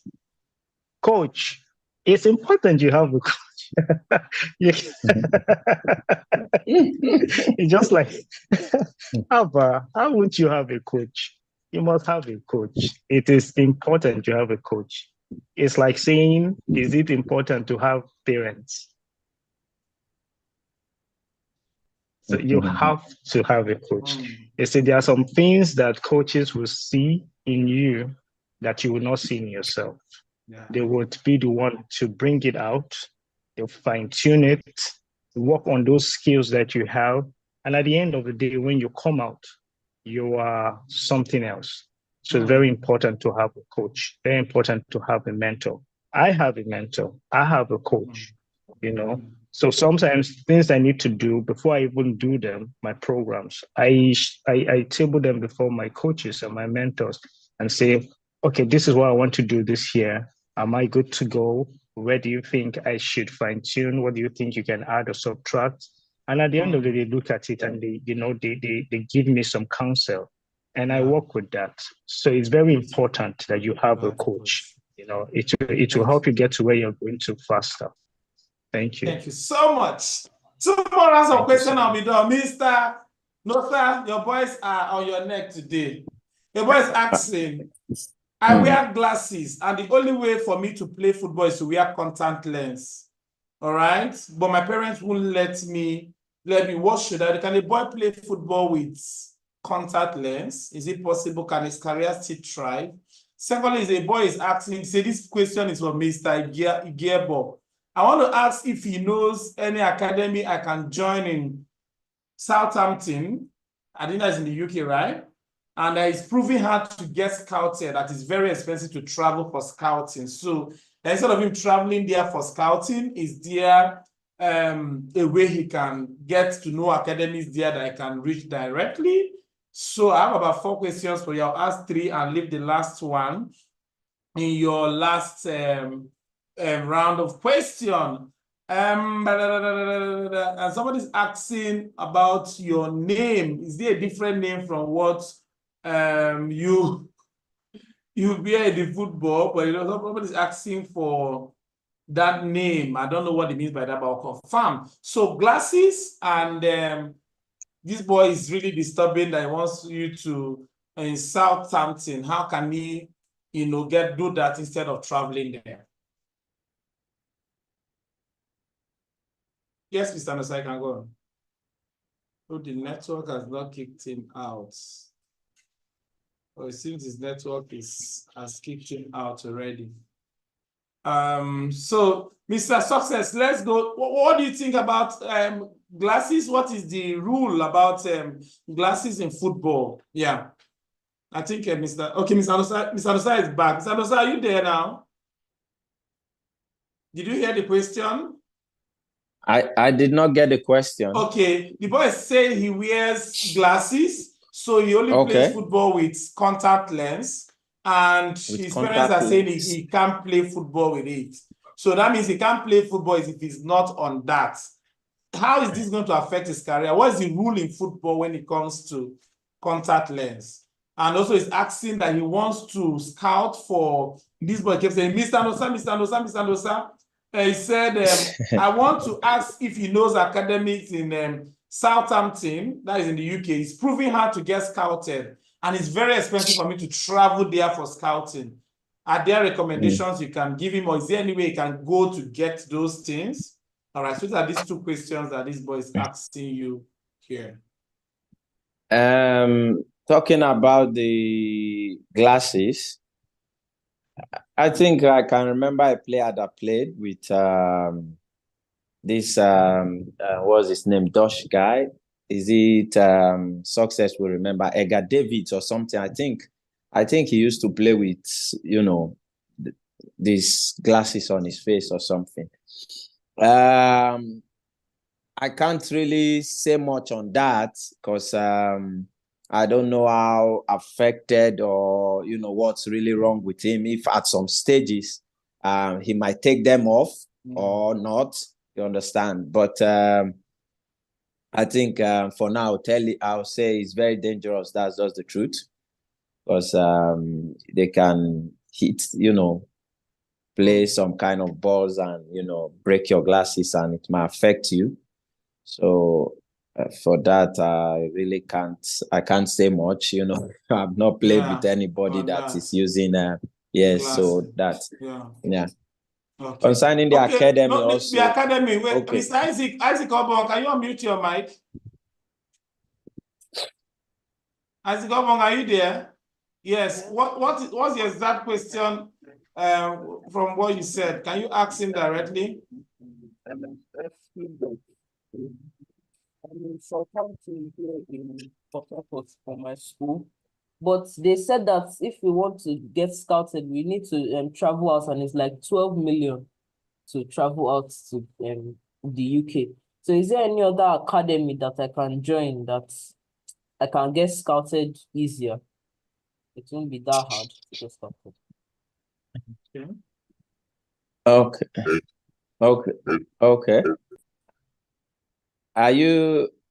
What's your name again? Isaac, are you still there? Isaac Obong. Isaac Obong. You scout, like sometimes I tell people, you understand, I don't spend money, you understand, going for, you know, this scouting program, and a lot of people, they are fighting with their parents because they want their parents to pay 12 million, 8 million to go out, you understand? And at the end of the day, after paying 8 to 12 million, going for the scouting program, and they drop you and they tell you you're not good enough, you've just wasted your family's, you know, budget or something for the years. So I keep telling people, just develop your craft, continue to work hard, you understand? They will look for you. They came to look for me. I did not look for them. You understand? They will come and look for you. Develop your craft. Continue to do it. You understand? I kept on working on myself here in Abuja. Go out and train, you know, perfect my craft. At the end of the day, you understand? When I had the opportunity, they saw me and, wow, this boy, you are good. That was how they picked me. But me, I'm not of that kind of you know, telling people to tell their mom to give them 8 million, 12 million to go and do trials when I know you're not prepared. You're not prepared. That's just the truth. You're not prepared. So you work on yourself, then, you know, when it gets to that stage, people will start to tell you, hey, guy, you don't need to be in this country anymore. You need to go out. You understand? Then that's when you know you're almost there. Thank you so much. We'll come back to you for your final words. Mr. Light, so Mr. Light, somebody is asking, at what age should a boy, he said this question is from Mr. Light, at what age should a boy go into an academy? He's asking what age. And this is also asking, why are you not playing today? I've explained to them, maybe they need to hear from you, Mr. Light. That's the senior team is different from under 22. So they're asking, why are you not playing today? Mr. Nosa have told us, and at what age? I think that is his question. At what age should a boy register for a club? Mr. Light, please go ahead. You can answer his question. Thank you very much. So at what age should a boy register to an academy? Okay. I don't know if the person is in Nigeria or outside the country, but if you are in Nigeria, I think me growing up, I didn't register for an academy. We always have like these academy coaches all around the place. You know, they're even looking for players. But the age, I believe, should be any age, in as much as you can kick the ball. You know, it can be from 3 years, 4 years, 5 years, as you can just run and just kick the ball and just have fun. I think it begins from having fun. Then you start knowing what you are doing. But the age should be, for me, I think 3, 4 should be the right age to get to an academy, because when you go into an academy early, you learn more, you grow more. And the game we are seeing today, you see the likes of the Jude Bellinghams and the Lamal in Barcelona. These are all young boys playing for the first team at the age of 15, 14. So before you even get to like 14, 15, you've really developed your craft and you can compete with the big guys. So the earlier you get into an academy, the better for you. Thank you very much, sir. Thank you so much. Very good. And last question for Mr. Innocent. There's a question I saw for you, dear. Somebody's asking. He said, have you ever played for the NBA? This boys, they don't give me. Have you ever played for the NBA? And if you are what team? He's getting there. Okay, Mr. Success. Mr. Success is not playing today because he's in under 20 or 23. He's not yet in the senior team. I guess that's why I'm not playing today, right? So, but he's getting there. He's getting there. Mr. Nosa is giving him the mantle, and he's going to get there. By God's grace. That's why he's not playing today. Mr. Nosa, please answer your children, Dovi. Mr. Innocent. Oh my goodness.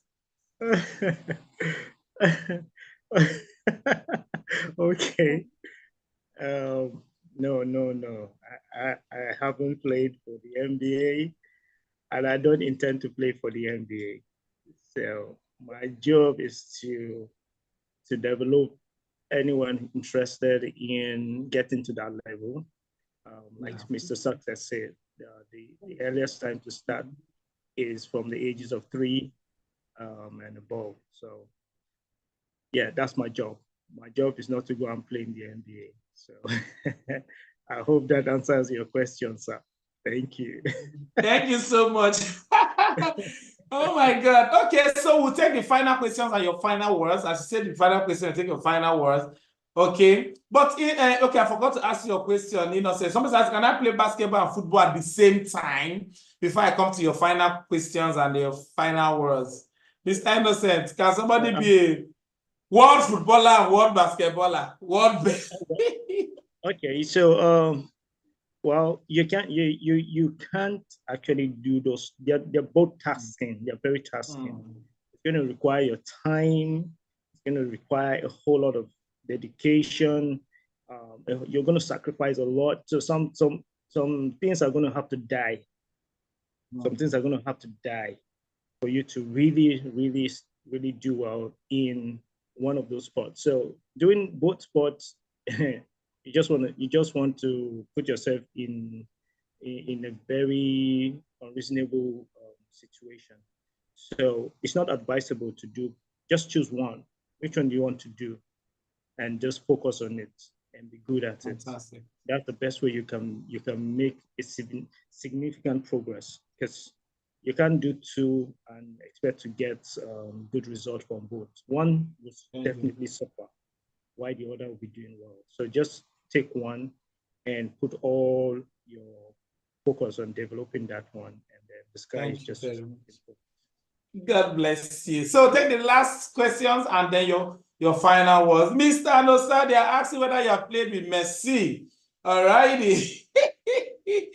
And they're asking, what does one, so 2 in 1 question that you give, what does it take for someone to be a professional footballer, really? And there's a very key question here. What are the most common mistakes people make in football, either knowingly or unknowingly? What are those common mistakes that people make in football? Are you asking that you live in London and want to be scouted?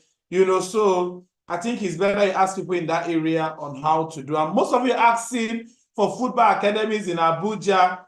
Coach Ikiru is here. I'm sure she will say that about football academy. Somebody asked in Kubwa in this place, she can guide you on that too, what to do if you want to get a football club in Abuja. Mr. Nosa is in Abuja, Mr. Light is in Abuja, Mr. Innocent is in Lagos. So I'm sure, I'm definitely not going to give you their numbers because I know these boys will bug you with 1 million questions, but, but there are ways you can. So Mr. Nosa, somebody's asking, mistake knowingly or unknowingly, have you played with Messi? How can one become, what makes one a professional footballer? Is it until you play for a club? Right. And somebody, because you said you have an injury, the right choice when you get a serious injury, he has told you now, he's resting, rest for a bit, get medical attention, make sure you are fine before you get back to playing. Okay, so he has answered that question. So we can let you answer these questions as we try to round up. You are muted. Let's unmute. You are muted. Let's unmute you first. Yes, you can hear you now. Okay. I think the first one I played with Messi. Yes. I played in Spain in the Spanish league. So I played with Messi and Ronaldo almost weekend, when you have. So I played with Messi a couple of times. I played with him in the national team against Argentina, Nigeria against Argentina. He said, what does it take to be the second question? Professional footballer. What does it take? Just have legs. Legs, that's your qualification, yes. That's your qualification. If you're not crippled, you have legs, then You then can be a you professional become footballer. you can be a professional footballer. So that's it. Then what's the last one? Mistakes people make, most common mistakes people make in football, knowingly or unknowingly. Most common mistakes people make. I think sometimes maybe I'll say overestimation of self, overconfidence. You understand? You think too highly of yourself when you're not there yet, and at the end of the day, you just missed it. Football is a sport where you have to be humble, you have to be disciplined, even if you know you are good, but you need to be disciplined, you need to be humble. Overestimation of self already make you a failure. So pride, can be a killer. You understand? So I think that's just it. Success Very can, good. if success have more, it can add to it. Yeah, on that. Okay, before I get to him, people are asking, you have played a lot, even in different countries. How do you deal with racism as a footballer? I think there's nothing you can do, because definitely you'll face it. If you're black, you'll definitely face it. But like I said, discipline comes in. You know what brought you to that country. Focus on it. You understand? Do your job there. Take your money. Then you leave. Because you can't. There's nothing you can do about it. It happens, and it will continue. So, but you know what brought you there. Focus on your job. Take their money, because that's why they are angry at first, that a black man came to their country and is making so much money. That's their pain. You understand? So take the money, regardless of whatever they are saying. Take their money and you move to the next place.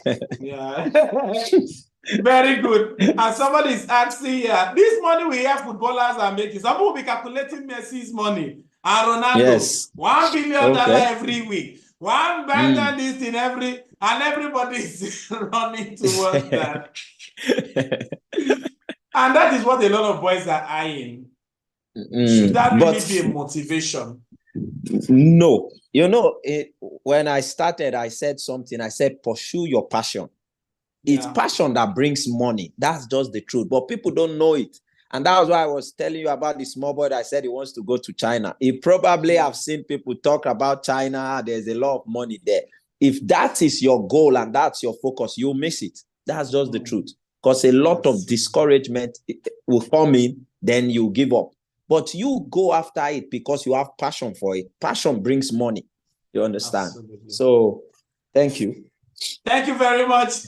Your final word. Let me ask a question. I'll hear your final word. You're saying IBC is May 16 to 18 and May 18th. May 16th, World of the Boy Child. 18th May, we are hosting over 2,000 boys in Abuja, and the boys are begging me that Mr. Nosa and Mr. Sosa will be in the IBC conference. I want to see them. All right, so I'm going to beg them, and they will be there by God's grace. Last year we had it at the stadium.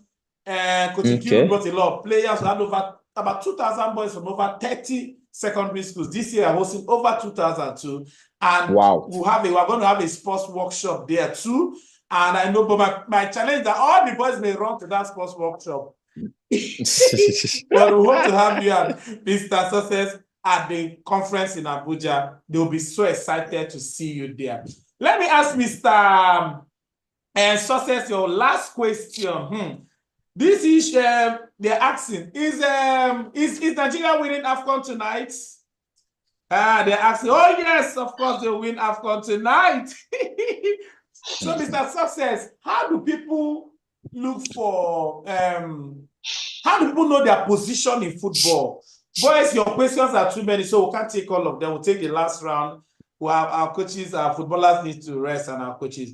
Mr. Success, how do you know your position in football? How do you know your position? Thank you very much, sir. Knowing your position in football, I think that's personal. For me, I believe it's a place where you feel most comfortable in. You know, where you feel comfortable and you believe that you can really excel in this place, then you choose that place as your position. Like for me, before I chose the attacking place as my position, it's a little bit funny, but I chose it and I had to develop myself in it because I chose a place where I love mesmerizing people. I love like making joke of people. So I chose a place where you are not the one doing it to me. I want to be doing it to you. You know, so I want to like dribble you and see the way you feel after that. You know, that was how it started with me. You know, and then in order for me to become so good at this thing, I had to now train myself like, Success, if you want to be doing this thing to people because they will get angry, you have to be so good at it. And then I started training. That was how I chose my own position because I didn't want to be at the receiving end. I want to be giving out. Right? So if you want to choose a position, you have to choose where you are comfortable in. You know, and for that, one more thing is like, because most parents, I believe most parents don't like their children in football to be a goalkeeper. You know, it might be his best position where he feels comfortable in. You know, it might just be just like Save the Boys initiative, might be the savior of the team. I want to be saving things. You know, just let him be comfortable in whatever position he chooses. You know, and you will see him actually excel in that place rather than forcing, no, because I love Messi, you must be a striker. Because I love Ronaldo, he must be a winger. No, let him choose his preferred position and let him have, just like Mr. Nosa said, the passion will now help him to excel in that position that he has chosen. Thank you very much. Absolutely. Very good. Is there everybody that retired from football that become a legend? Also, I think it's personal. A lot of people might not call you a legend, but if you know you're a legend, you know. You know, it's just like it's personal though. It's personal.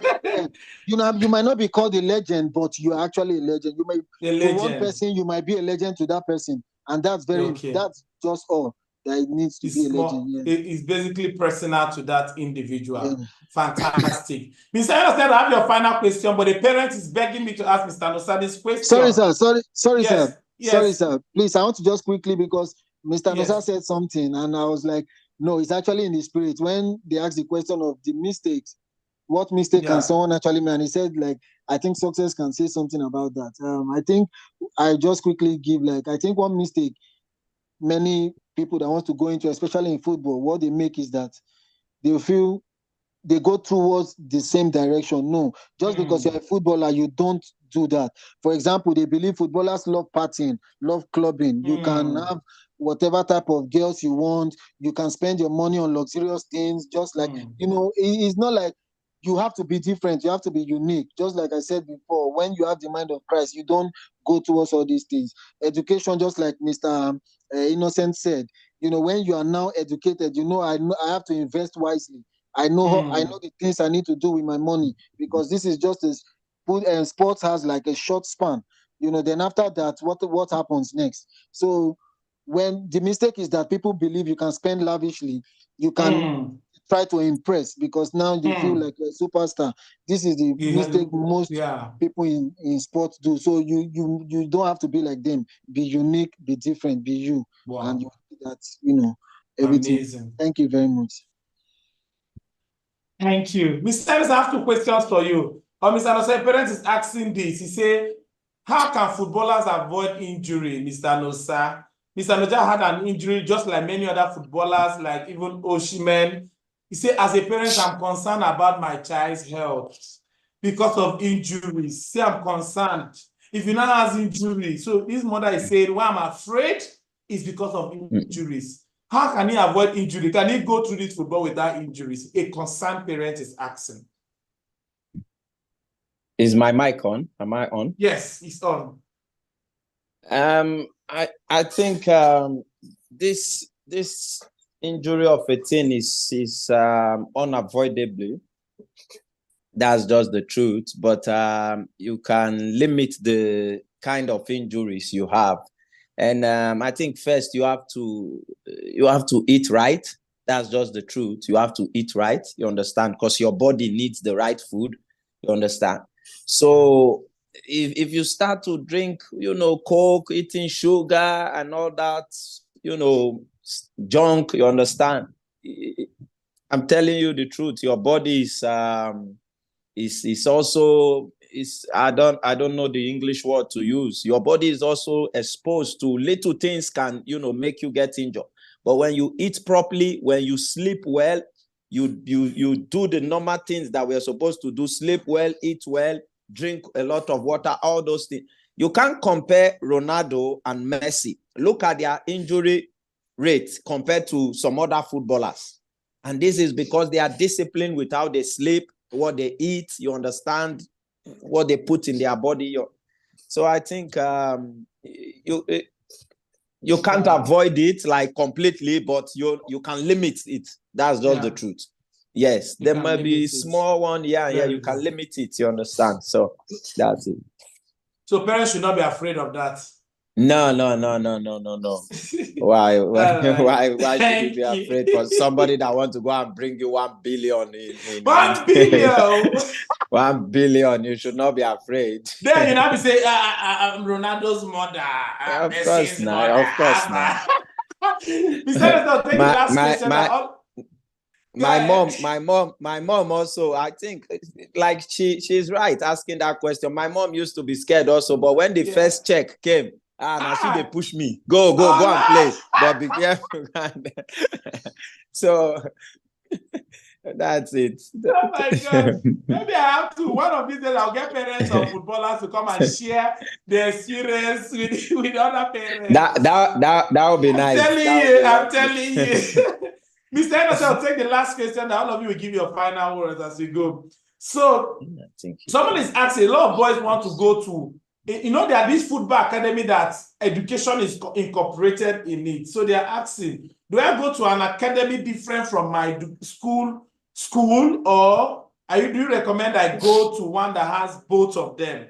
They always have that dilemma. That is one. Secondly, people are asking if your basketball academy is in Abuja. I told them it's Lagos based. Are there others you can recommend for them? So thirdly, someone is asking, could you advise, since I'm multi-athlete, I'm a multi-athlete and many times I've been the only Black person in my team, all right, what should you do? I think is really bothered about that. All right, so answer those questions, but there's one last major question for you. All right, but take these two as we take that. I'll give you that last major question, and then we'll take our final words and close. Thank you, sir. Please come again with that. The black sheep question. I didn't get that. I think the person is saying is multi. He said, advice. Could you give me, since I'm multi-athlete, and many times I've been the only Black person in my teams. I think the person is abroad and it's abroad. He's multi-talented, but it's always Black person in his team. Does that really matter? Oh, okay. All right. Thank you, sir. All right. Okay. The first question: the school and academy. All right. So, there are schools that have affiliations with schools abroad and basketball affiliations and all that.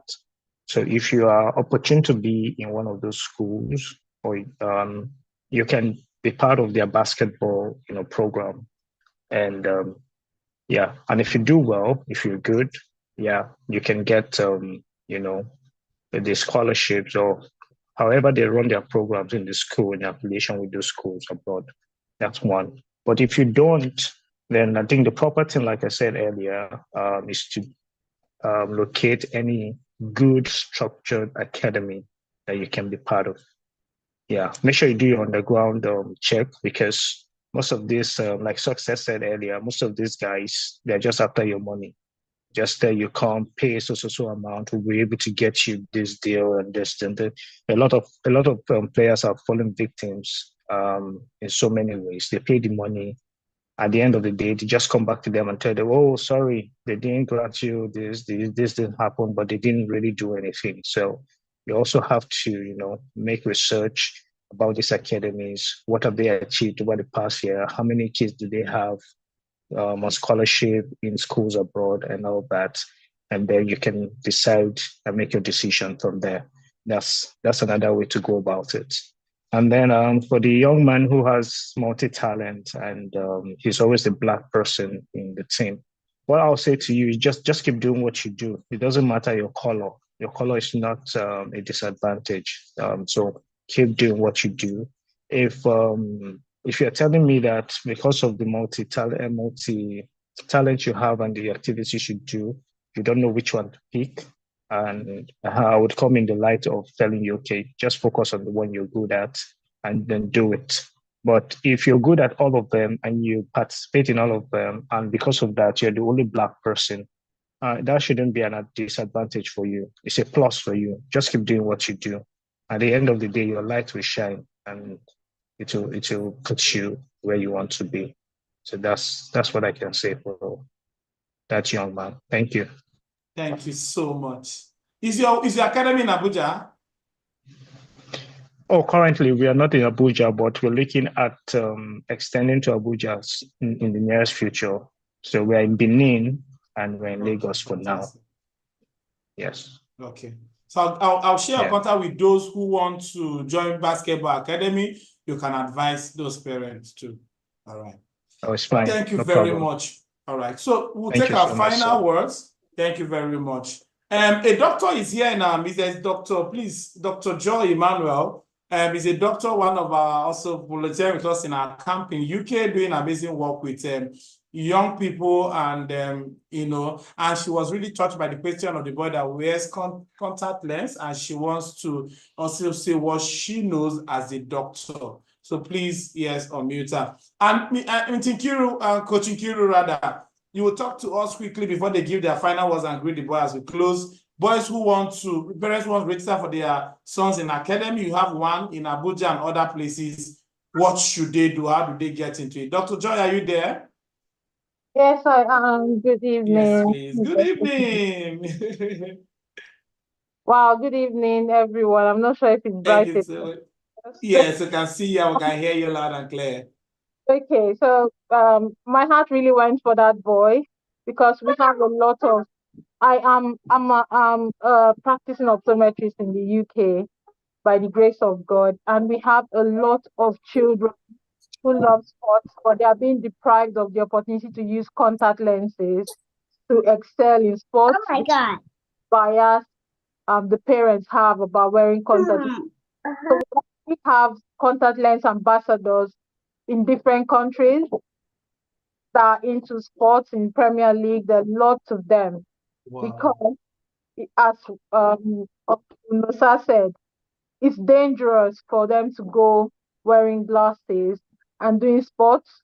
Number one, depending on the size of the prescription, the strength of the prescription, and no matter how we try to make it sports friendly, it's still like a weight on the head. It has a lot of sensory input. If it's raining, it's going to affect the lens. If it's sunny, different weather can affect the lens quality. Also, that can affect how the child will see. But if the person is wearing contact lenses, it's like a natural part of their body. They're going to have spares. They're going to have they'll be coached through what could happen. Their coaches will support them. If one falls out, they can actually get them out of the pitch to get another one back. So the parents should consider, like, you don't want to have, like, if the child is a bookworm, you will not say, oh, because we don't believe in glasses, we won't give you glasses. Just believe and you'll be fine. That's like depriving them of a basic um a basic need that they would require to thrive in sports. The other thing I want to point out is that there's this myth that, oh, if they start wearing contact lens, they're prone to having infection and their eyes go blind. Yes, that's possible, but because they're wearing it for sports, we encourage children to have regular checks so that we can keep an eye on the health of their eyes and also how they are progressing in wearing the lenses. So for people who are just starting, we say, okay, wear it on the days you're training and on the day you have sports, and wear it for so and so length of time, and you take it off and go back to your glasses. So they make reasonable adjustments for these children. Let's not, because of our bias, stop these children from achieving their height. There are lots and lots of footballers using contact lenses, and we don't even know it. A lot of people don't know it because it's not seen. It is made to be as sports friendly as possible, and it's able to breathe. Their eyes are able to breathe. So long as they can follow the rules, the do's and don'ts. We have children from 8 years old wearing contact lenses, even babies, just that the younger ones have to be supported by their parents. The older ones, we teach them until they know how to use it, and they flourish. They just soar. And so now the boys should go get what they call the sports band. They can attach it to the spectacles so that it stays in place. It's not wobbly or shaking when he's jumping or spinning around. The same thing we advise for PE. Some children don't participate in PE because of the strength of their glasses and the kind of moves they have to make. But with contact lenses, these children are able to do it. If they are allowed in school, why can't he do it in his extracurricular activity? You don't know how far this sport will take the child. So let's give our children as much support as we can. Contact lens will not make the children go blind. If they follow the do's and don'ts, depending on the prescription, if the prescription is not available in contact lens, that's a different story. But in most cases, we're able to get the closest possible prescription to give the child so that they can flourish. Yeah, it may not be as perfect as the one they need for, but it will be enough for them to run around. Amazing. I'm learning so much tonight. I don't even know so much about this area, and I'm learning a whole lot about that. Please, our parents that ask the question, I'm going to connect you with Dr. Joy. I'm sure she's going to be a blessing to you and help you a lot in that way. Thank you so much, Dr. Blessing. And she's also doing so much for us in our UK boot camp. Let me not let the cat out of the bag. Yeah. Thank you. We appreciate you. All right, before they say their final words, can Coach Nkiru tell us, a lot of boys are saying, football academy, you have an academy. How do they know these academies and join? and I'll get the coaches to say their final words as we close. Coach Nkiru, thank you so much for getting Mr. Nosa and Mr. Success to us. Good evening, everyone. Bro Ebuka, good evening. Good evening. Thank you. It's a very big Good opportunity. evening to you. Yes. Success, good evening. Good evening. I'm very happy and I'm grateful to be here. Thank you all, Bro Ebuka, for all the great work you're doing. Thank you, Bro Nusa. Thank you, Isaac. Success for, saying yes to this program. Thank you for making our time to be part of this. Bro Ebuka, thank you for all the great work you're doing, transforming the boys and reforming them. All the boys out there, I want to thank you, and I want to encourage you to continue to stay on, stay focused, and you have a very great future. In Jesus' name. All right. I'm Coach Nkiru Katimoti. I'm a former professional footballer. I played football for 14 years and 8 months professionally.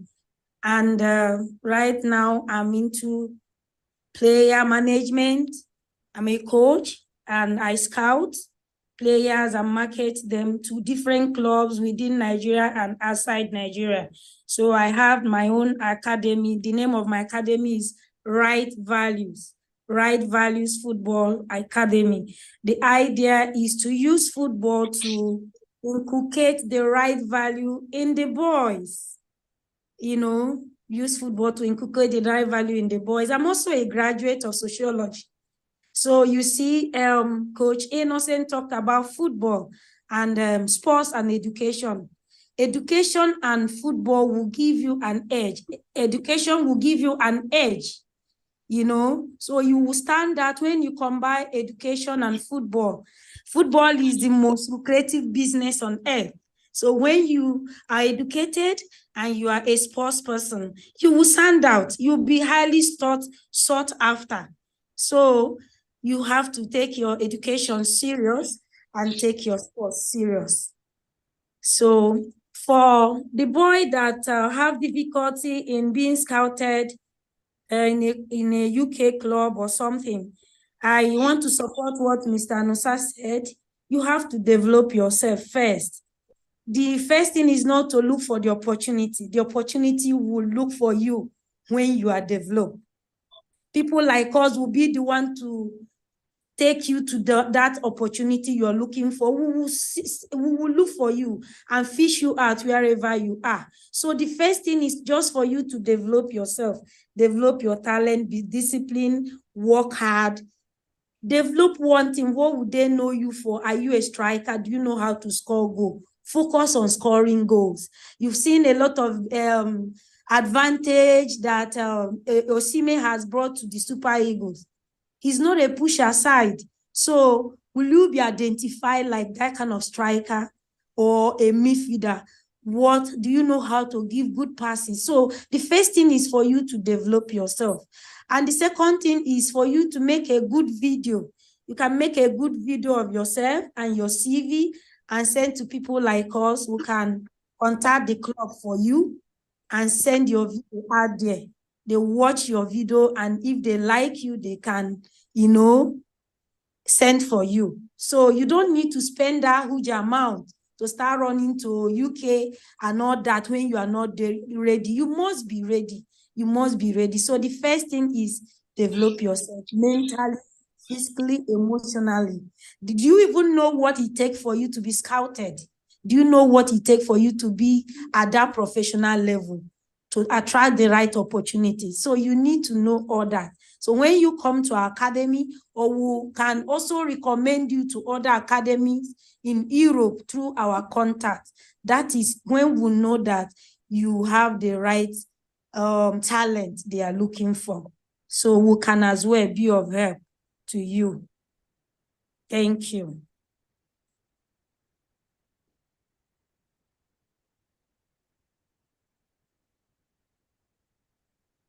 Thank you so much. All right. Thank you, thank you, thank you. Thank you, thank you, thank you, Mr. Thank you. Thank you, Coach Nkiru, for that. We're going to share our contact for parents in Abuja who are looking for that opportunity. I will share it with those parents. Okay, no problem.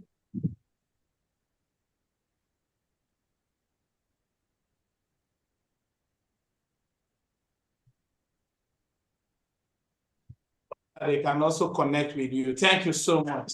God bless. Thank you, everyone. Politics in the being in the national team. Boys, I say, how can I be in the national team? I don't know somebody that knows somebody that knows somebody that knows somebody that knows somebody. Is there truly a politics there? Is there truly a politics there? What's your final word and what will you say to a boy? Is you saying, can I ever be in the national team when I know nobody? That question is for who? Hello? Yes, so your final words, and I want you to answer that question. As a boy asking, can I ever be in the national team with all the politics? Is it possible? So what will you say to that boy as you give your final word? Is my mic on? Yes, I can hear you.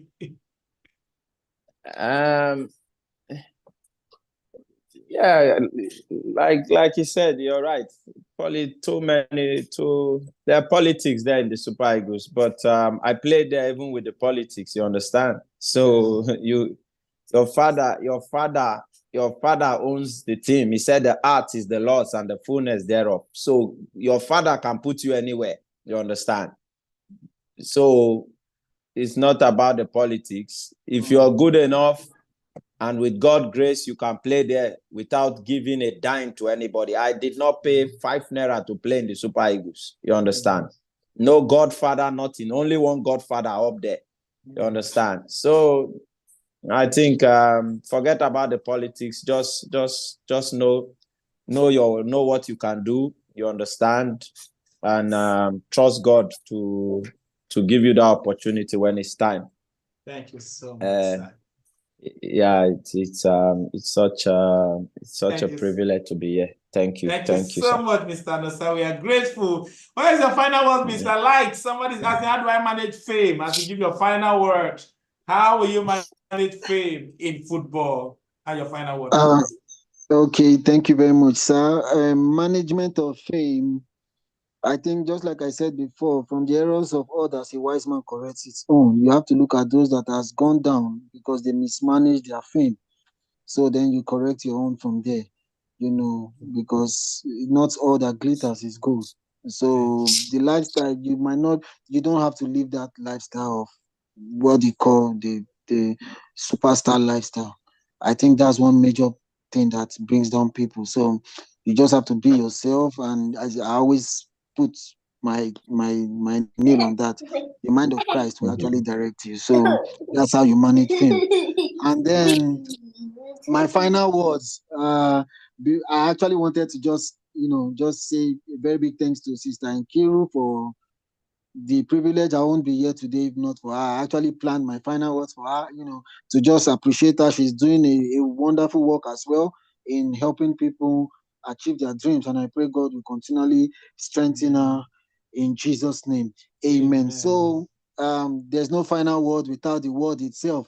And which is, I just take my final word from Matthew 6:33. It says, seek first the kingdom of God and his righteousness, and every other thing shall be added unto you. Everything we've spoken of today will be added unto you if only you can seek first the kingdom and also the righteousness of God. And in as much as you chase your dream, I pray the Lord will help you to overcome in Jesus' name. Amen. Thank you very much. Thank you. Who is winning AFCON tonight? Nigeria, of course. Thank you, Mr. Innocent. What's your final word? Thank you so much, all the way from Lagos. Thank you, sir. Thank you so much, sir. Thank you for this beautiful platform. Thank you for the opportunity. It's good to get to learn and to share minds with the Mr. Nosa. Really nice to get to hear you guys talk. And then for the boys, I want to encourage you: don't give up. Just keep pushing. Yeah, it might be difficult a little bit, but like I said earlier, when you have God with you, when you have God on your side, everything is possible. He says, I know the thought I have towards you. They are thoughts to give you a hope and a future. So keep pressing, that your mentors and your coaches are the best people that would guide you through. So stay on it, keep going, and I'll see you guys at the top. God bless you. Thank you so much. Please, guys, boys, let's go to the chat room and thank our coaches, their footballers, and all of them for this. Let's go and say thank you so much. Like, some boys are like, are they going to come? Will they join us? Oh my God, some of them are really inspired. You don't know what you have done for them tonight. To hear you have you on the, at no cost. Thank you so much. We don't take this for granted. And I know we're going to see you at the International Boys Conference where we're having the boys in physical attendance, over 2,000 boys. Coach Ikiru have been there. She brought players last year, and this year we're having a whole lot. This year is at the National Women's Center, and we're going to have a great time together. All the boys in the academy, I'm sure you've been blessed. We have classes with Zoom every Saturday. We have our leadership sessions.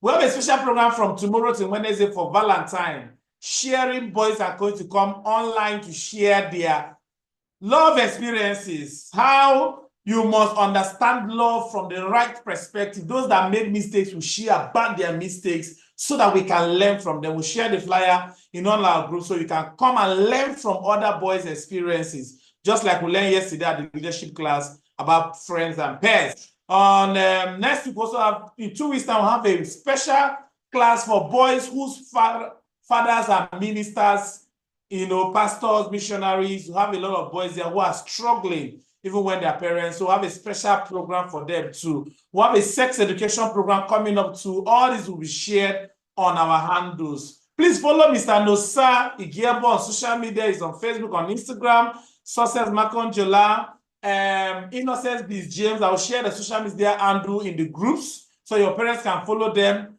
If you really need to talk to them for anything very crucial, we'll tell you how to get across, all right? Mr. Innocent, I'll share about your football academy too, and Sister Nkiru, I'll share your contacts because you have academy, and parents will reach you for questions on how to enroll their son. So have a lot of programs in the academy. Boys joining us for the first time. Remember, this Friday is Kings Awake, our monthly prayer session for boys on Friday. Third Fridays of every month, 11 p.m. to 1 a.m. Boys pray online. We have hundreds of boys that join for that. It's a total transformation this year. Abuja camp, Lagos camp, UK camp, US, Canada, and all of that. We are coming for your boot camps this year. Keep praying it will be a success. We are proud of you. Remember your King's Meal, everyday devotional for our boys. Make sure you do your King's Meal. Your weekly activities, don't forget that, your King's Meal. All right, you don't have our books, all our 9 books for boys. If you don't have them, make sure you get them. Remember your mentoring journal for those in the academy. Your weekly activity this week is showing love to our parents. It's something special for them. Don't forget that. Thank you, everyone. Parents are super excited about this session. It was value.